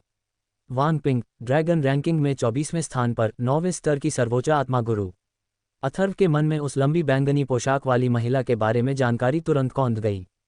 ड्रैगन रैंकिंग में 24वें स्थान पर रहने वाली एक मजबूत व्यक्ति, वह भाग्यशाली थी कि इस बार शीर्ष 20 स्थानों में जगह बना पाए। क्या कोई मेरे साथ जा रहा है?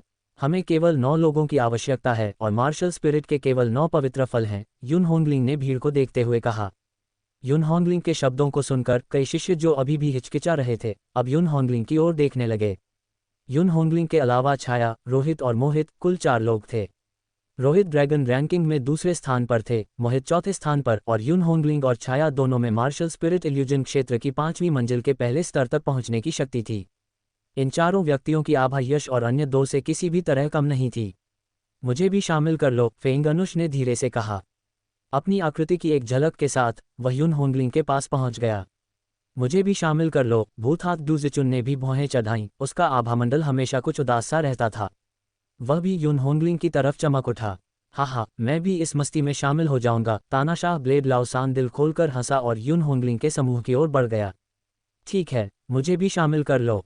जहान दाओ क्वो दाओजुए थोड़ी हिचकिचाहट के बाद युन होंगलिंग के पास गया। इन 4 शक्तिशाली व्यक्तियों के शामिल होने से युन होंगलिंग के चारों ओर का आभामंडल अत्यंत प्रचंड स्तर पर पहुंच गया था। वहां उपस्थित सभी लोग एक शक्तिशाली साधक थे। लगता है 9 में से अभी भी एक व्यक्ति गायब है। अथर्व, तुम हमारे साथ क्यों नहीं आओगे? तभी जान दाओ क्वो दाओजुए ने अप्रत्याशित रूप से अथर्व से कहा। अथर्व के प्रवेश को अस्वीकार कर दो।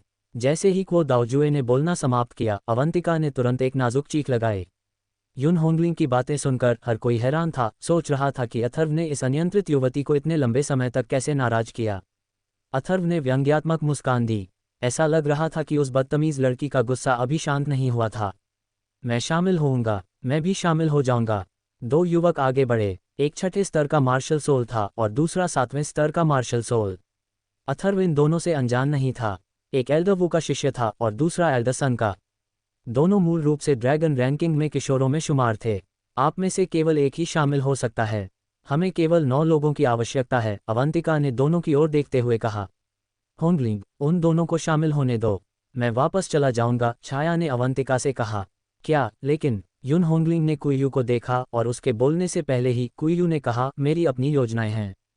कुछ नहीं होगा। छाया को देखते हुए युन होंगलिंग असहाय लग रहे थे और फिर बोले, तो सावधान रहो। ये देखते हुए कि युन होंगलिंग के पक्ष में पहले से ही 9 लोग थे, शेषचंद्र रहस्यवादी संप्रदाय के शिष्यों के पास यश के पक्ष में जाने के अलावा कोई विकल्प नहीं था। सभी जानते थे कि इस गुप्त क्षेत्र में खतरे कम नहीं होने चाहिए। ज्यादा लोगों के साथ यह स्वाभाविक रूप से ज्यादा सुरक्षित था। अकेले खतरा निस्संदेह कई गुना ज्यादा होगा। अथर्व ने हल्की सी भौहें चढ़ाईं, लेकिन कोई हरकत नहीं की। उसने शुरू में अकेले जाने की योजना बनाई थी। लिटिल लॉन्ग के साथ होने से उसे ज्यादा खतरा नहीं होगा और इस गुप्त क्षेत्र में साधना करना भी उसके लिए ज्यादा सुविधाजनक होगा। अथर्व, मैं तुम्हारे साथ चलूं? जैसे ही अथर्व विचार कर रहा था, कुयू उसके पास आए और धीरे से बोली, मेरे साथ? अथर्व दंग रह गई। युन होंगलिंग और बाकियों के साथ, रोहित, झान दाओक्वो दाओजुए, तानाशाह ब्लेड लॉन्ग सेन और बाकियों के साथ ये निस्संदेह ज्यादा सुरक्षित होगा। कुयू क्या सोच रही थी? क्या तुम चाहते हो कि मैं अकेले जाऊं? छाया ने अथर्व से कहा। ठीक है, अथर्व ने भौहें चढ़ाईं और फिर धीरे से कहा, ये तो ठीक है। छाया ने हल्के से मुस्कुराकर कहा, चचेरी बहन। छाया, तुम इस छोटे चोर के साथ रहना चाहती हो? मैं इससे सहमत नहीं हूं। वह तुम्हें धमकाएगा। युन होंगलिंग ने तुरंत विरोध किया। होंगलिंग, कोई बात नहीं। मेरा मानना है कि अथर्व उस तरह का व्यक्ति नहीं है। छाया ने हल्की मुस्कान के साथ कहा। जूनियर सिस्टर, हमें जाना चाहिए। रोहित, जो युन होंगलिंग के बगल में था, ने जानबूझकर या अनजाने में सभी को देखा। ठीक है, चलो। अवंतिका ने अथर्व और छाया की तरफ देखा और फिर कहा। फिर वे 9 लोग मुड़े और आगे बढ़ गए। सब लोग भी चलें, यश ने धीरे से कहा और आगे बढ़ने से पहले अथर्व की ओर देखा। दोनों टीमों में 9 लोग थे, कुल 18। वे सब आगे बढ़ गए, सिर्फ अथर्व और छाया पीछे रह गए। छाया, अगर तुम उनके साथ चले जाओ तो ज्यादा सुरक्षित रहेगा, अथर्व ने अपने पास खड़े छाया से धीरे से कहा। क्या ऐसा हो सकता है कि तुम मुझे बदसूरत समझती हो, इसलिए तुम मेरे साथ रहने को तैयार नहीं हो? छाया थोड़ा मुस्कुराई। बदसूरत? अथर्व ने छाया की ओर देखा और कहा, अगर किसी खूबसूरत महिला का दिल सांप और बिच्छू जैसा होता तो मैं सचमुच उससे दूर ही रहता। सुंदरता और कुरूपता रूप रंग से तय नहीं होती। हालांकि पुरुषों को सुंदर महिलाओं को देखना पसंद होता है, मुझे भी, लेकिन मुझे सांप और बिच्छू जैसी सुंदरियों से और भी ज्यादा डर लगता है। क्या ऐसा है? तुम्हारी बात में कुछ सच्चाई है। छाया ने ऊपर देखा, उसकी खूबसूरत आंखें अथर्व पर टिकी थीं और बोली, तो फिर तुम्हें कौन ज्यादा खूबसूरत लगता है, मैं या सिस्टर देवांशी?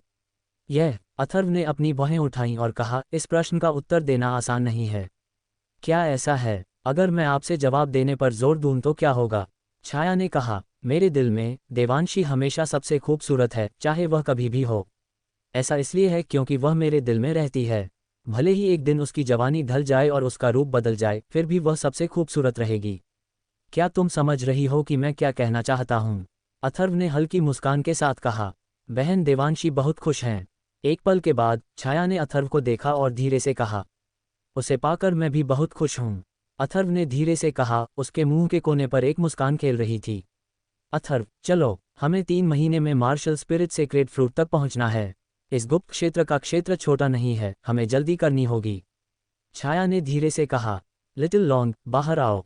अथर्व ने एक हाथ की मुहर बनाए, अपनी बाहों में अंतरिक्ष जानवर की थैली को थपथपाया और तुरंत एक पीली रोशनी निकली, फिर वापस लौटी और अथर्व के कंधे पर आ गिरी।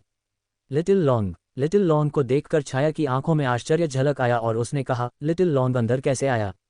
राक्षसी जानवर इस गुप्त क्षेत्र में प्रवेश नहीं कर सकते। मेरे पास बस एक छोटी सी गुप्त तकनीक है। अथर्व हल्के से मुस्कुराया, लिटिल लॉन्ग के कंधे पर हाथ फेरते हुए कहा, छाया, चलो। दोनों आगे बढ़े। अथर्व ने आसपास के स्थान का जायजा लिया। ये गुप्त क्षेत्र धुंधली पर्वत श्रृंखला जैसा ही था, बस आसमान धुंधला धूसर था, सूरज नहीं था। ऊपर ऐसा लग रहा था जैसे वह धुंधले धूसर बादलों की एक परत से ढका हुआ हो। आदित्यनारायण की बात के अनुसार अथर्व भी सीधे आगे बढ़ गया। मार्शल स्पिरिट पवित्र फल गुप्त क्षेत्र के केंद्र में था। आगे बढ़ते हुए वे अंततः उस तक पहुंच ही जाएंगे। आसपास की हवा में ऊर्जा के समृद्ध धागों को महसूस करते हुए अथर्व भी थोड़ा असहाय था। इस गुप्त क्षेत्र में अपनी यिन यांग स्पिरिट मार्शल आर्ट की साधना से कोई खास असर नहीं होगा, उसे अभी भी दानव कोर पर निर्भर रहना होगा। जैसे जैसे वे आगे बढ़े, युन होंगलिंग की दोनों टीमों के आकार बहुत पहले ही हवा में गायब हो चुके थे। दोनों ने समय बर्बाद करने की हिम्मत नहीं की और जल्दी से आगे बढ़ गए। उनकी सच्ची क्यूई लगातार उनके शरीर में घूम रही थी और उनके मन आसपास के वातावरण को टटोल रहे थे। अथर्व ने बिल्कुल भी लापरवाही बरतने की हिम्मत नहीं की। लिटिल लॉन्ग भी अपना छोटा सा सिर ऊंचा उठाए, सतर्कता से आसपास के वातावरण पर नजर रखे हुए था। एक घाटी में धुंधली धूसर जगह में लिपटी हुई 2 आकृतियां आगे बढ़ रही थीं। सावधान रहो, वहां राक्षसी जानवर हैं। जैसे ही दोनों तेजी से पीछे हटे, घाटी में 1 दर्जन से ज्यादा राक्षसी जानवर, जिनमें से हर एक का आकार 100 मीटर से भी ज्यादा था, अचानक बाहर निकल आए। उनके विशाल शरीर गहरे चमक वाले काले फर से ढके थे, लेकिन उनकी पूंछें पूरी तरह से लाल थीं, आग की तरह। उनके नुकीले दांत और तांबे की घंटियों जैसी आंखें थीं, जो अथर्व और छाया को घूरते हुए भयंकर रोशनी बिखेर रही थीं। तीसरी श्रेणी के मध्यम स्तर के अग्निपूंछ वाले भेड़िए। छाया ने धीरे से कहा। इन दर्जन भर विशालकाय अग्निपूंछ वाले भेड़ियों के सामने ये दोनों आकृतियां अविश्वसनीय रूप से छोटी थीं, लेकिन इन विशालकाय प्राणियों को घूरते हुए उन्होंने कोई चिंता नहीं दिखाई।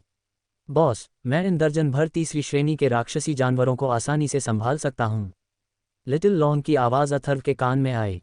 जब तक मैं न कहूँ तब तक हमला मत करना, अथर्व ने तुरंत कहा। आओ। दर्जन भर या उससे अधिक तीसरे स्तर के मध्य स्तर के अग्निपूंछ वाले भेड़िए दहाड़ रहे थे, अपने सामने अथर्व और छाया को घूर रहे थे, उन्हें पूरी तरह से नाश्ते के रूप में मान रहे थे।